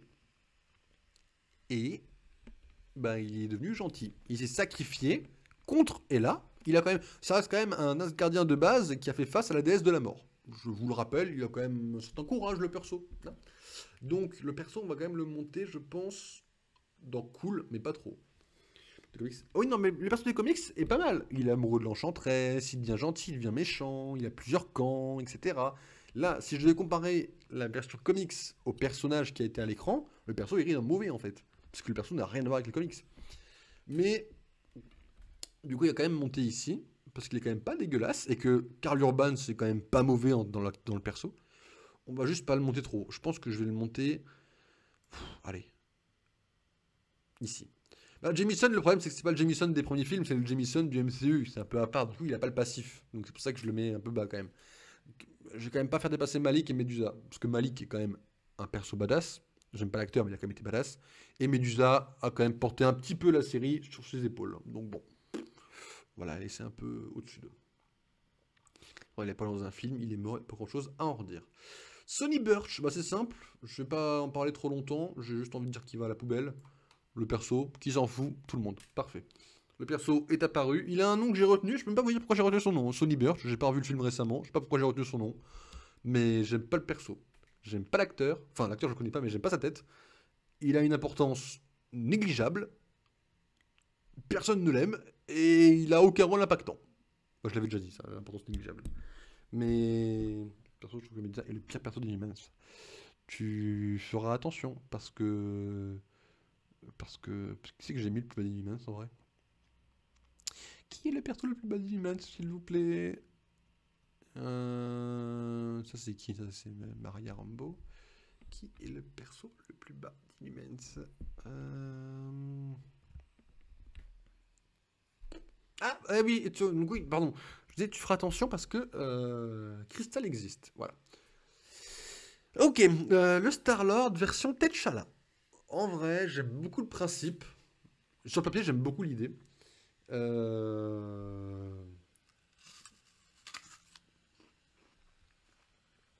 Quoi dans la famille royale? Le pire personnage de la famille royale, c'est ça que tu veux dire?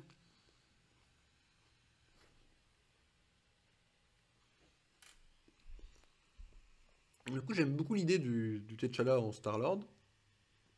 J'aime beaucoup le développement avec, comment il s'appelle? Avec Yondu. J'aime beaucoup l'idée que Thanos soit calmé. Alors, c'est un troll le Thanos qui se calme, hein, mais j'aime beaucoup.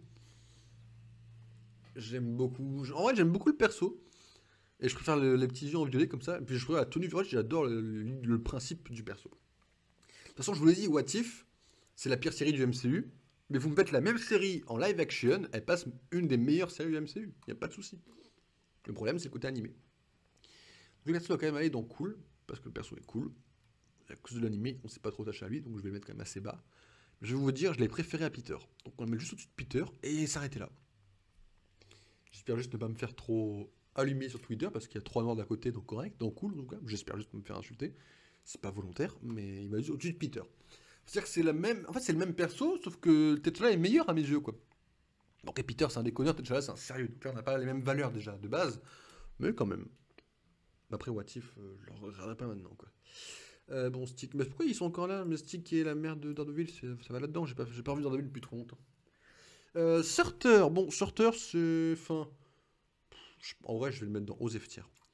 Je vais juste le mettre plus ou moins élevé. On va le mettre ici. Ici, voilà. Surter, c'est simple. Il apparaît au début du film Thor 3. C'est cool, on rigole, il fait sa petite blague, il se fait défoncer en 5 secondes. Là, ça par contre, c'est plus très drôle. Son palmarès, c'est de détruire Asgard. Voilà pourquoi il se retrouve dans Aux F tiers et pas dans Mauvais. Voilà, parce qu'il a quand même réussi son but final, on va dire. Pas de lui-même, il a été aidé, mais quand même, il l'a fait. Donc à partir de là, on va dire qu'il mérite aux F tiers, plus ou moins élevé. Mais bon, le perso, j'ai pas accroché du tout. Bon, Sylvie, je vais pas avoir à débattre, j'espère. Je vais pas débattre sur Sylvie quand même, vous allez pas me faire... hein, voilà, vous foutez bien qu'à lire là, de toute façon, il m'a besoin de débattre. Sylvie, c'est le second meilleur perso de la série Loki. Plus besoin de débattre dessus. C'est Tandy Bowen. Ok, Tandy Bowen, la cape. La dague, pardon, la cape c'est l'autre. Ok, bah, attends, toi tu vas aller là, parce que je t'ai pas vu, j'ai pas fini Jessica Jones.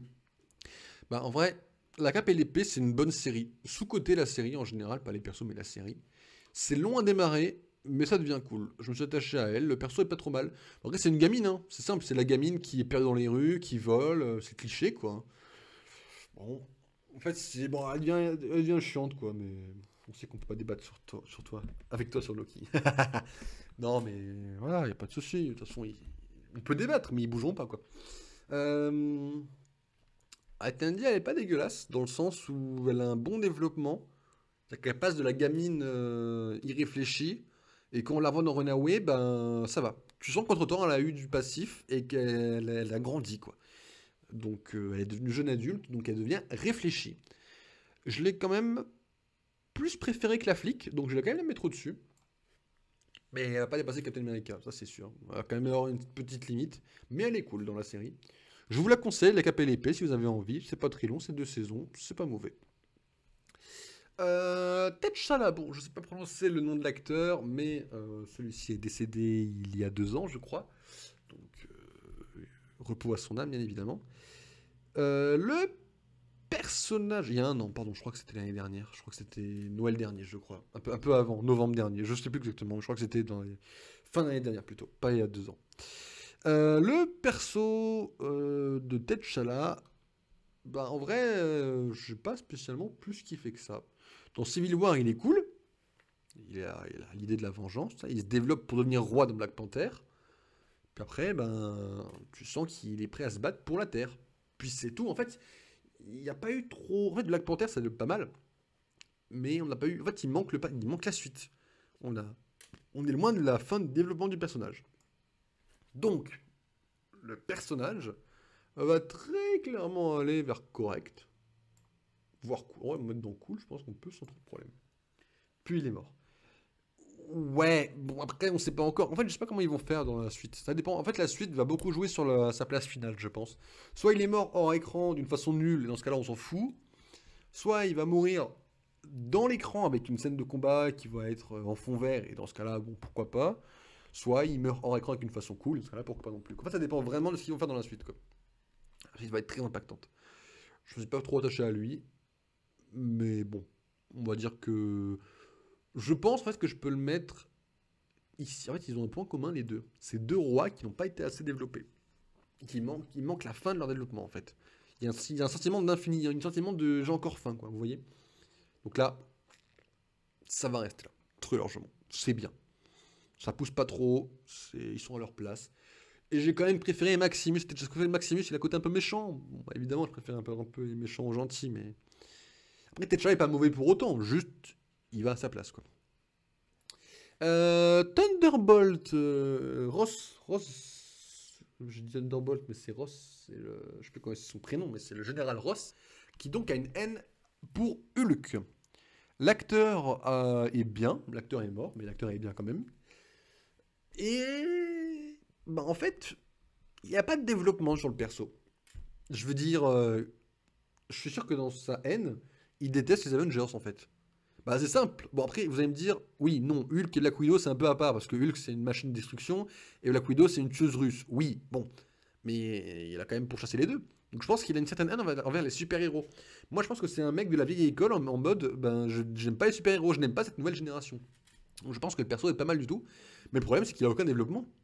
Et je veux dire, c'est juste un soldat, et ça reste un soldat, et c'est tout. Alors il est bon le perso, parce que l'acteur est bon, mais le perso n'a aucun développement. Donc le perso va quand même aller dans le correct. C'est un soldat, c'est tout. Il n'y a, pas de- y a pas de plus à dire en fait. Je vais juste me permettre de le mettre. Je sais pas trop, encore un acteur mort. Merde. Enfin, je voulais pas en rire. Pardon, pardon. C'est pas rigolo. C'est juste la phrase sur le coup m'a fait rire. Je voulais pas en rire. Excusez-moi. Nous ne trompons pas de combat. Euh,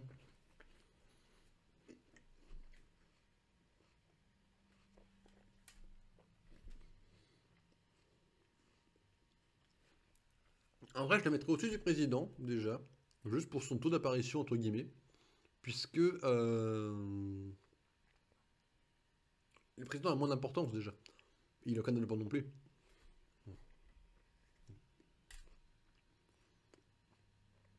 Non, en fait, c'est sa place. C'est-à-dire que là, en fait, il va être en dessous de Sitwell, parce que Sitwell. Non, qui cancel pour rire des morts. Non, mais. J'ai le droit, enfin, pas de rire des morts, mais j'ai le droit de rire quand même. Moi, je rigolais pas des morts, de toute façon. Donc, Donc je disais, Sitwell, c'est la limite pour l'intérêt du MCU. C'est-à-dire qu'en gros, si on est en dessous de Sitwell, c'est qu'on a moins d'intérêt dans le MCU. Et le truc, c'est que du coup, il va être moins intéressant. Et le président n'a aucun développement non plus. Et en fait, les deux, c'est quasiment les mêmes, sauf que Ross a plus d'impact et plus d'importance dans le MCU et plus d'apparitions. On le verra d'ailleurs peut-être en futur Red Hulk, peut-être.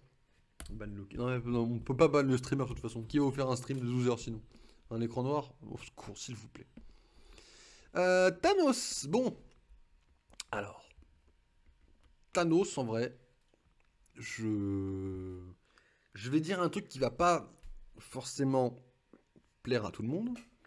Mais j'ai préféré Endgame à Infinity War. Attention, je dis pas d'un point de vue cinématographique. Juste que Thanos dans Endgame, mais c'est normal, c'est volontaire. Hein. Dans Endgame, c'est le mec qui avance et qui roule sur tout le monde sans trop se bouger le cul. Il utilise les pierres. Donc du coup, c'est le mec calme. C'est la vérité de toute façon. C'est le mec calme et reposé. Mais c'est normal. On est en 2020... 2018, je crois, dans Infinity War. Ou 2019, je sais plus. Je crois que c'est de 2018. Donc le mec a eu beaucoup de temps pour réfléchir. Et il avance calmement. Il a son plan tout élaboré.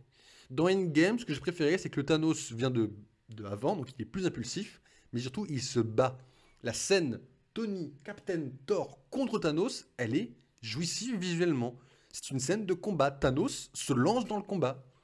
Et ça, c'est cool. Donc c'est pour ça que j'ai préféré Endgame à Infinity War.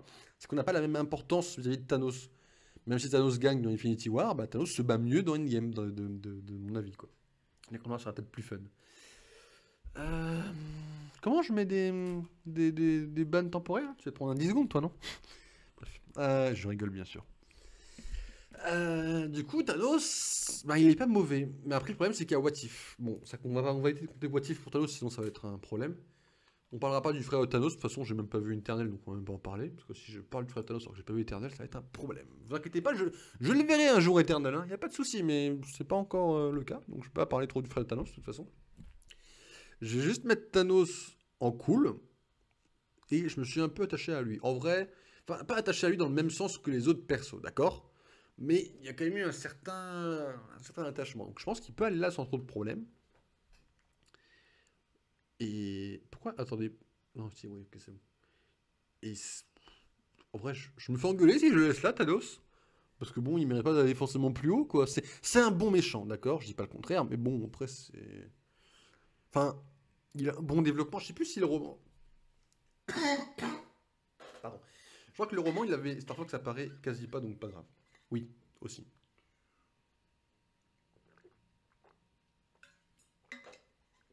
Ah, ça serait le comble de mourir étouffé par une morceau de pomme verte. Merde. Thanos, en vrai, le truc, c'est que c'est un bon méchant. Et le roman, il est plus canon. Le roman que j'avais commencé à vous lire sur la chaîne secondaire, avant que ça devienne un dépôt de VOD, avant, il était canon au MCU. Et depuis quelques temps, je sais plus quand exactement, il est plus canon. Donc tout ça est devenu faux. Donc du coup, ce que j'ai envie de vous dire, c'est que bah, Thanos, je pense que je vais le laisser là. Parce que bah, au final, on n'a pas beaucoup d'infos sur son passé à lui, quoi. Si vous voulez. On a beaucoup d'interactions en tant que méchant du présent, mais son passé, on n'a pas grand chose en vrai. Donc je me suis un peu attaché à lui, mais pas au point de monter plus haut. Donc Thanos, je sais dans le cool, c'est un bon méchant, mais je peux pas le monter plus, quoi. Thor, bon, alors je vais pas vous mentir, le Thor de What If, je ne l'ai pas aimé. C'est simple, pour moi il va aller dans mauvais. Il va aller mauvais pire que le ninja, parce que le ninja j'ai beaucoup aimé en vrai, mais. J'ai une origin story sur Titan. Voilà, c'est ça. En fait, on a un bon méchant qui a un but pas trop mal, mais il est pas assez développé. On n'a pas le passé, on ne peut pas s'attacher à lui, quoi. Il manque un élément, quoi. De toute façon, je pense qu'on l'aura à un moment donné, mais on l'a pas eu, quoi. Bon, le Thor du What If, on va laisser là, vous m'en voulez pas, de toute façon, c'est une vaste blague. Le Thor du MCU, faut qu'on en parle un petit peu. Bon. En vrai de vrai, bon, je vais pas prendre la bande-annonce de Thor 4, de toute façon, ça ne compte pas. Mais on a eu quoi? on a eu Thor 1. Bon, le Thor qui est donc un bon connard qui apprend l'humilité. Jusqu'à là, ok.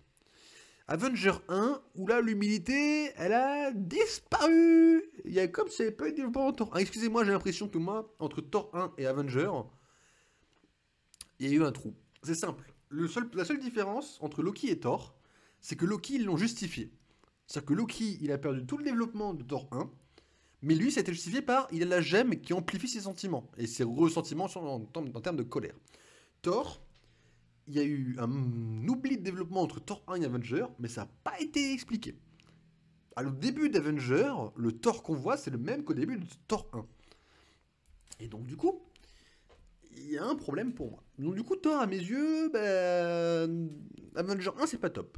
Thor 2, c'est cool. Il se libère de, entre guillemets, de l'approbation de son père, comme Loki, de toute façon. De toute façon, je vous l'ai dit, le film Thor 2, on oublie Malekith, c'est le meilleur film de la trilogie. C'est simple, c'est la relation Loki-Thor qui est développée beaucoup mieux que les autres films. Sa relation avec sa mère, bon, moins développée que celle que la relation avec Loki, mais quand même. Et après, il y a Thor 3.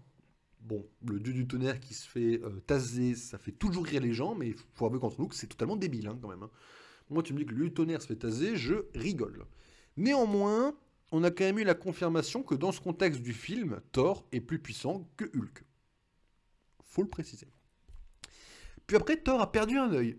Et là, j'ai trouvé badass. Bon, j'ai adoré qu'on a perdu un œil. Puis après, il en a re-eu un par Rocket Raccoon. Et là, j'ai dit non, mais j'ai pas eu le choix. Puis après, il a été en dépression, il a grossi et il s'est fait vanner tout le long du film. Et là, j'ai dit bon, eh bien, c'est pourquoi pas. Le truc, c'est que il y a un manque de trucs, quoi. Même dans les comics, Thor de base est plus fort que Hulk de base. Ouais, dans les comics, ça a jamais été démontré, si. Dans les comics, en vrai, la puissance de Hulk, elle a jamais été évaluée, justement, parce que justement, il peut être très pété. Je crois que dans le dernier comics qui est sorti, là, Immortal Hulk, il a pété le tribunal vivant, non? C'est pas ça? Je l'ai pas lu, hein, c'est juste des retours que j'ai eu.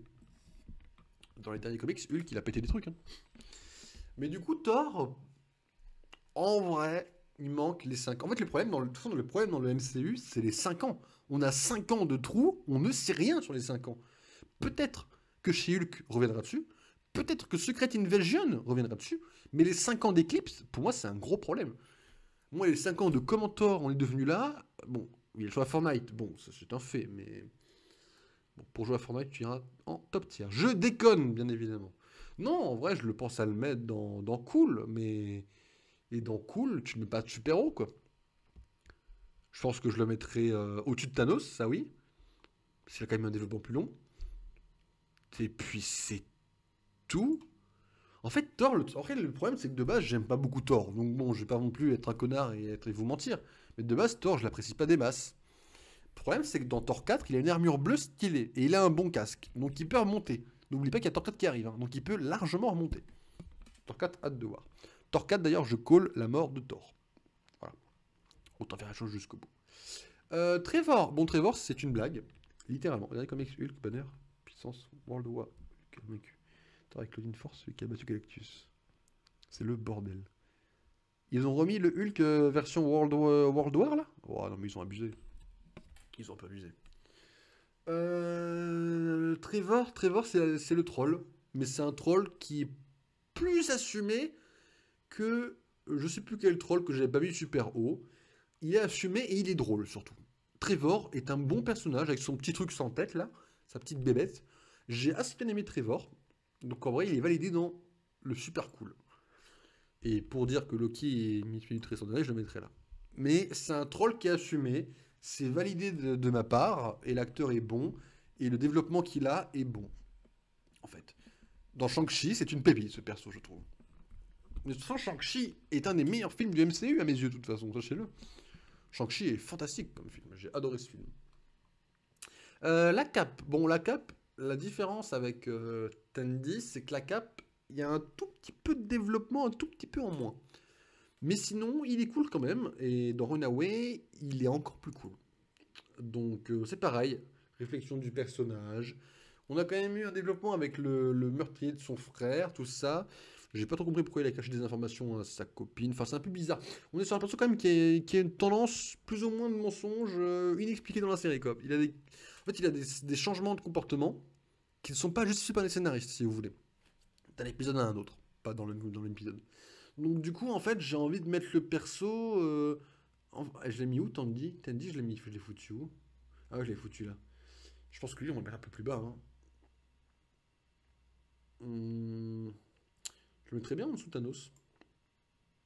En dessous de Gorgon. Bah en fait, je le mettrais bien là. Voilà. En fait, le perso est un peu cool. Ils ont mis un banner qui contrôle Hulk et qui peut décider de la puissance de Hulk. J'ai bien fait d'arrêter les comics. Hein. Parce que vous, sachez que je ne lis plus de comics pour l'instant. J'ai plus le temps. J'ai beaucoup de trucs à faire en ce moment. Donc j'ai pas eu de comics depuis très longtemps. J'ai un peu de retard. Bon, excusez-moi. Je disais, ouais, il a un bon développement en saison 1, mais en saison 2, il a des changements, tu sais pas pourquoi. Il change de comportement d'un épisode à un autre. C'est pas cohérent en fait. Donc, bon, pourquoi pas. Mais il est bon comme perso. Les gardiens, bon, les gardiens aux F tiers, je veux dire, ils apparaissent dans What If. Enfin, il apparaît dans What If, il n'y en a qu'un. C'est Uatu, les autres ne sont pas apparus. Donc, c'est le gardien, il est là, il brise son serment. Bon, c'est pas une surprise. On s'en fout. Je suis désolé, le gardien, je m'en tamponne complètement. Néanmoins, je m'en tamponne moins que d'autres persos. Donc il va quand même monter un petit peu. Voilà. On va le mettre devant Enoch et lui, parce que lui, il est à chier et que Enoch, je l'aime pas trop. On va quand même le mettre... Nebula, quand même, elle est à chier. Mais Nebula, elle a son importance dans le film. Dans les films. Donc ça va. Et dans Infinity War... Ouais, Infinity War, j'aime bien son importance. Et dans Endgame, j'aime bien son évolution de comportement. Donc elle est aux F tiers, mais elle reste là. Bon, l'Infinite Ultron. What If, j'ai pas aimé, hein. Mais Infinite Ultron, c'est là, quoi. J'aime beaucoup l'idée que Ultron gagne. Parce que le Ultron de What If est vraiment exploité comme il faut. Comparé au Ultron de Avenger Ultron, qui est un peu à chier. Dans le mytho. Mais cet Ultron-là, il a les gemmes, il a le corps de Vision, il a détruit Thanos, il lui a pété le fion. Mais cet Ultron-là, et s'il a une cape, la cape a fait tout, je suis désolé. Non, cet Ultron-là est super cool. Il ira pas dans super cool parce que j'ai hésité, mais... Oui, ouais, les gemmes sont là, ils ont pété son boîtier a pété la logique, parce que bon, je sais pas pourquoi ça fonctionne bien comme il faut. Mais à part ça, pourquoi il a pété Thanos d'un coup, bon, ça c'est plus ou moins expliqué. Bon, cet Ultron-là, par contre, je suis désolé. Mais je n'ai pas... Sachez que Avenger, l'ère d'Ultron, est le pire film du MCU à mes yeux. Et que Ultron dedans est dégueulasse. Il y a un bon potentiel, d'accord? Sachez-le. Et j'aime beaucoup l'acteur, parce que l'acteur est celui qui a joué le mafieux dans Blacklist. Mais j'ai pas aimé le perso dans Avenger d'Ultron. Je n'ai pas aimé du tout. Il y avait un potentiel et je trouve que ils l'ont rattrapé avec What If, mais je trouve que dans le film, il est à chier et qu'ils n'ont rien exploité du tout. Voilà. Non, si tu vas là, toi. T'en dehors de vite, toi. Alors, Ulysse Clow. Bon, l'acteur, déjà, j'ai plus son nom, mais il est génial. Le perso, avec la main qui se déploie, là, comme ça. Je l'ai lâché. Je suis un connard. Ah non. Le perso, il mérite, je pense, d'aller dans Cool.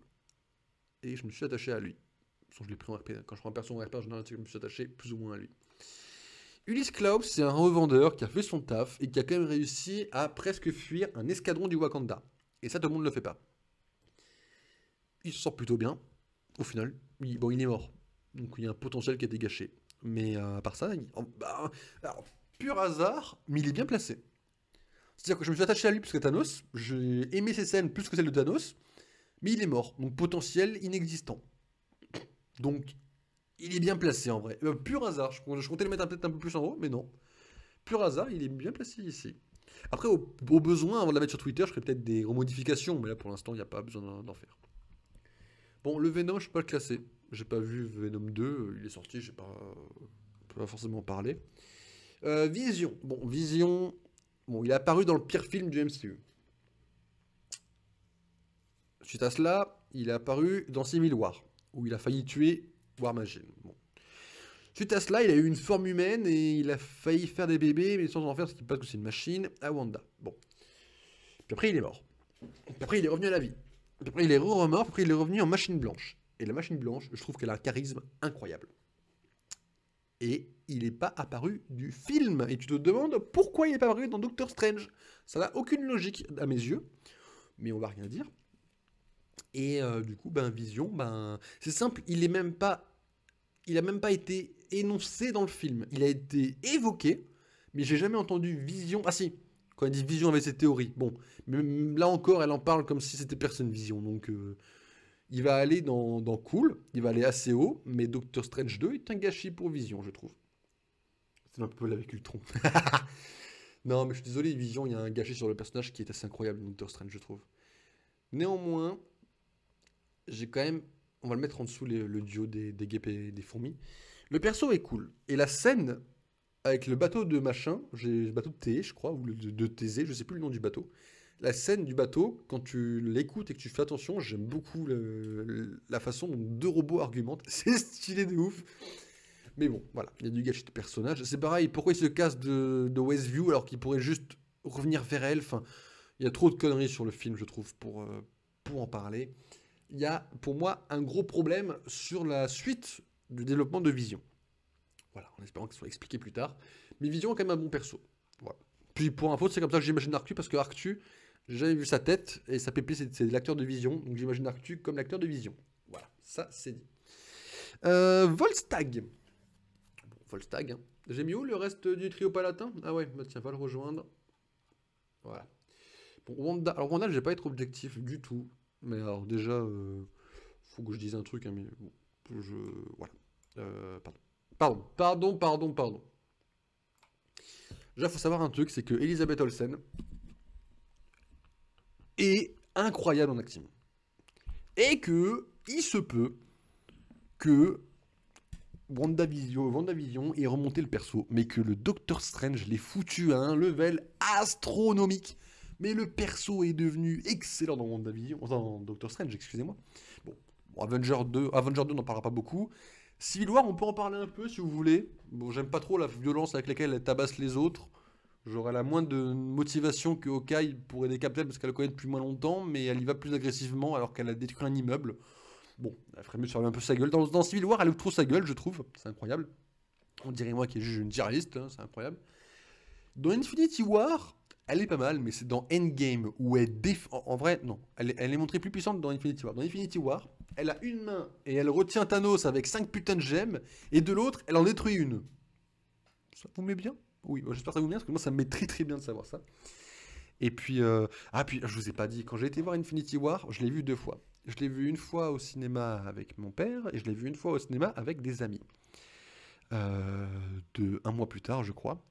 Et on avait eu un débat parce que on savait plus, en sortant du cinéma avec mes amis, on savait plus si Wanda était rousse ou brune. Et quand on a regardé sur internet, on a compris qu'en fait elle était passée du brun dans Civil War à rousse dans Infinity War. Et on a mis 10 ans à se rendre compte. On avait un débat d'une demi-heure sur ça, quoi. Pour vous dire à quel point on était con, putain. C'est vrai qu'il ouvre beaucoup sa gueule, Loki. Allez, donc je disais, la suite de la tier list, de toute façon. Personne ne l'aime ici. Whiplash. Bon, Whiplash, on va se mettre d'accord. L'acteur est bien, mais c'est un gâchis. En fait, le perso est inutile.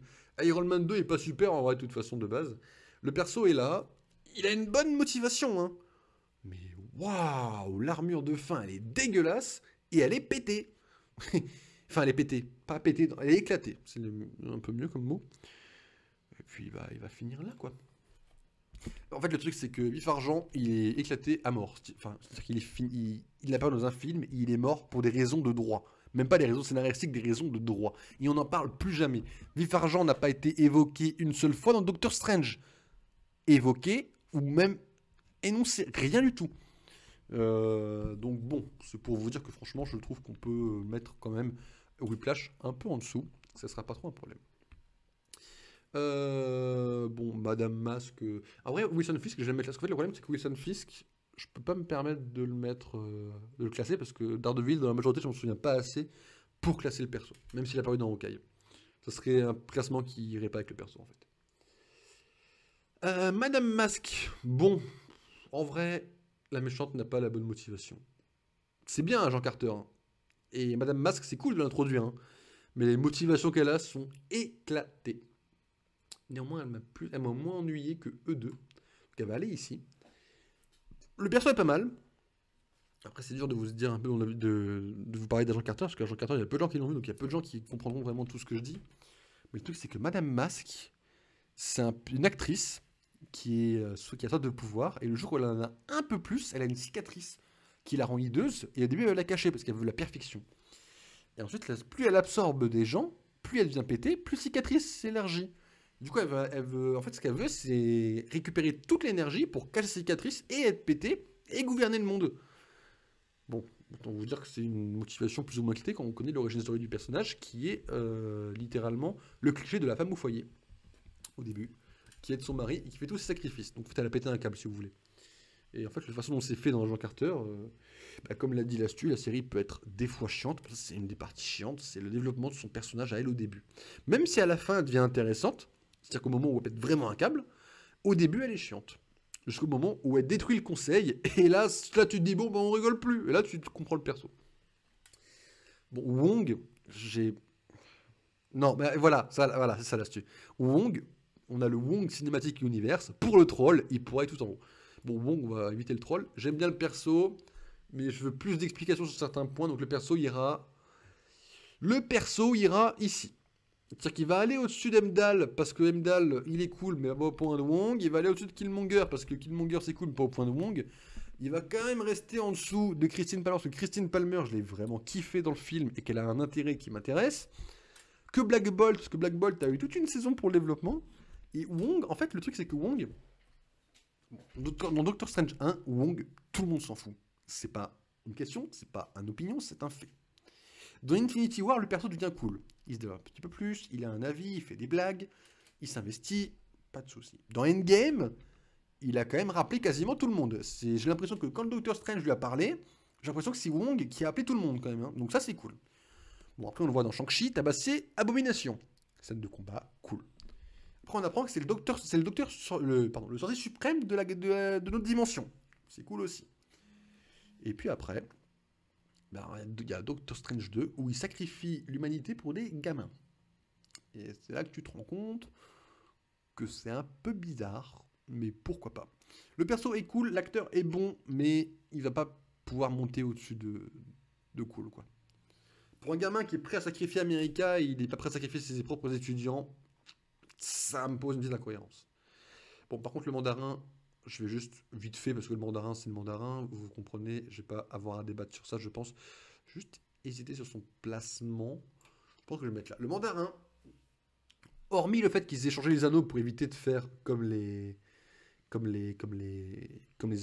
gemmes de Thanos, le perso a une bonne motivation, le perso se fait manipuler, le perso a des chorégraphies de combat stylées, le perso a des anneaux bleus, ce qui est mieux que jaune, le perso a un acteur du feu de Dieu, enfin, tout va dans le mandarin, le vrai mandarin. Ce seul défaut, c'est l'organisation des 10 anneaux qui est sous-exploitée. Voilà, c'est dit, c'est fait. Les 10 anneaux, ils disent que c'est une puissance à péter le monde, et ben on la voit jamais. Voilà, sauf dans Iron Man et dans Ant-Man. Mais là encore, c'est pas assez impactant. Il faudrait qu'on la voit dans beaucoup plus de films. Il faudrait qu'on voit des agents infiltrés dans Hydra et trucs comme ça. Ça manque d'idées. Mais ça reste quand même mieux que l'organisation de Dreykov, qui elle ne sert à strictement que dalle, et elle on n'en voit jamais parler avant la Black Widow de toute façon. Et une vache. Oui, bon après la vache, bon, elle a la même importance que dans les comics quoi. Shang-Chi, bon Shang-Chi c'est pareil, sauf que c'est un gentil. Par contre, c'est un mec débile. Hein, qu'on se rappelle. Oh, tu t'appelles Shang-Chi, tu t'es appelé Sean. On se demande comment ton père t'a retrouvé. Oui, bah c'est ça. Mais c'est exactement ça. Bon, au-dessus de Trevor, qui est une blague. Au-dessus d'Electro, parce que Electro a quand même plein d'incohérences. Il va rester là. Antoine Triplette est un mec qui est super cool. Il restera plus que Shang-Chi. Après, Shang-Chi, c'est pareil. Shang-Chi, c'est un film. Antoine, c'est plusieurs épisodes. Shang-Chi, c'est un film. On a l'origine story de Shang-Chi. C'est tout. Mais j'aime beaucoup le. Je vous dis, Shang-Chi, c'est un coup de cœur auquel je m'attendais pas du tout. Doctor Strange, je savais que j'allais l'aimer. C'est comme si des moutons. Car chaud le mouton. Allez, on va boire pour oublier ça. Donc je disais, à la base, Doctor Strange, je savais que j'allais l'aimer. Ça s'annonçait comme un film idéal. Shang-Chi, je savais pas que j'allais aimer. J'étais surpris de l'aimer, ce film. Bon, elle, c'est la sœur. Alors, elle, il y a un petit souci, c'est que dans le film, elle est un peu sous-exploitée. Pas autant que d'autres persos, mais dans le film, elle est pas assez exploitée. Elle va quand même mériter cool, mais assez bas, quoi. Je suis pas attaché à elle, donc elle va rester un petit peu en dessous, au-dessus du caméo. Et voilà, on va le laisser là. Le perso est mis de côté parce qu'on va la voir ailleurs, on va la voir prochainement dans d'autres séries, comme la série des 10 anneaux qui va sortir d'ailleurs. Excusez-moi. Non, parce que le but, quand même, c'est de commencer par une tier list pour goûter, quand même, à la base. Je vous le rappelle. Hein. Il est 6h moins le quart. Un peu catastrophique. Hein. Au pire, on débordera un petit peu sur Resident Evil pour faire les autres tier lists, parce que Resident Evil, j'ai un deuxième créneau en fin de stream. Donc, on va les laisser là parce qu'il y a une marge de développement pour les autres projets. Donc, elle est bien. Mais elle mérite, il y a un potentiel dans le premier film qui n'a quand même pas été exploité, je trouve. Voilà. Ok, il manque qui? Il manque deux? Je suis pas objectif, je sais. Yelena, je l'ai adorée dès que je l'ai vue. Le perso est super cool, et elle est drôle. Et en plus, elle a la tenue avec le masque d'espion dans Hawkeye. Et ça, osait me dire que tous les espions qui ont ce masque ont plus 10 en badacité. Voilà. Donc ça, c'est pour le dire. Et le problème, le seul défaut du perso, c'est que dans un film Black Widow, bah, elle a volé la vedette à Natasha. Voilà, ça c'est dit. Mais sinon, par ça, voilà, elle est bien à sa place. On a pris une parité entre temps. Pardon. Je fais pas exprès de faire une parité ou pas, d'accord? Je juge les personnages. Ça s'arrête là. Par contre, l'actrice, je l'aime pas. Florence Pugh, là, je sais pas quoi. Je n'aime pas l'actrice. Mais à part ça, tout va bien dans le perso. Et Yondu, bon, Yondu, par contre, on va pas me faire chier. Hein, mais Yondu, c'est. Voilà. Il mérite pas le top tier, mais il mérite le cool. Bon, allez là. Parce que Doctor Strange, quand même, ça part. Yondu, il a deux scènes à lui. La scène où il pète tout le monde dans le 1 et la scène où il pète tout le monde dans le 2. Et c'est le perso qui me fait pleurer. Actuellement, vous me faites regarder la fin de Guardians of the Galaxy 2, je pleure. Voilà pourquoi on le regardera jamais en stream également. Mais oui, je pleure parce que je pleure de sa mort en fait, vous voyez. Je peux être au courant, je pleure de sa mort. Donc voilà pourquoi il est là aussi. Il a deux scènes, il pète tout et sa mort, j'en pleure. Donc bon, à partir de là, le perso a gagné. Donc je pense que le super cool, on peut le valider à 100%. Quoi.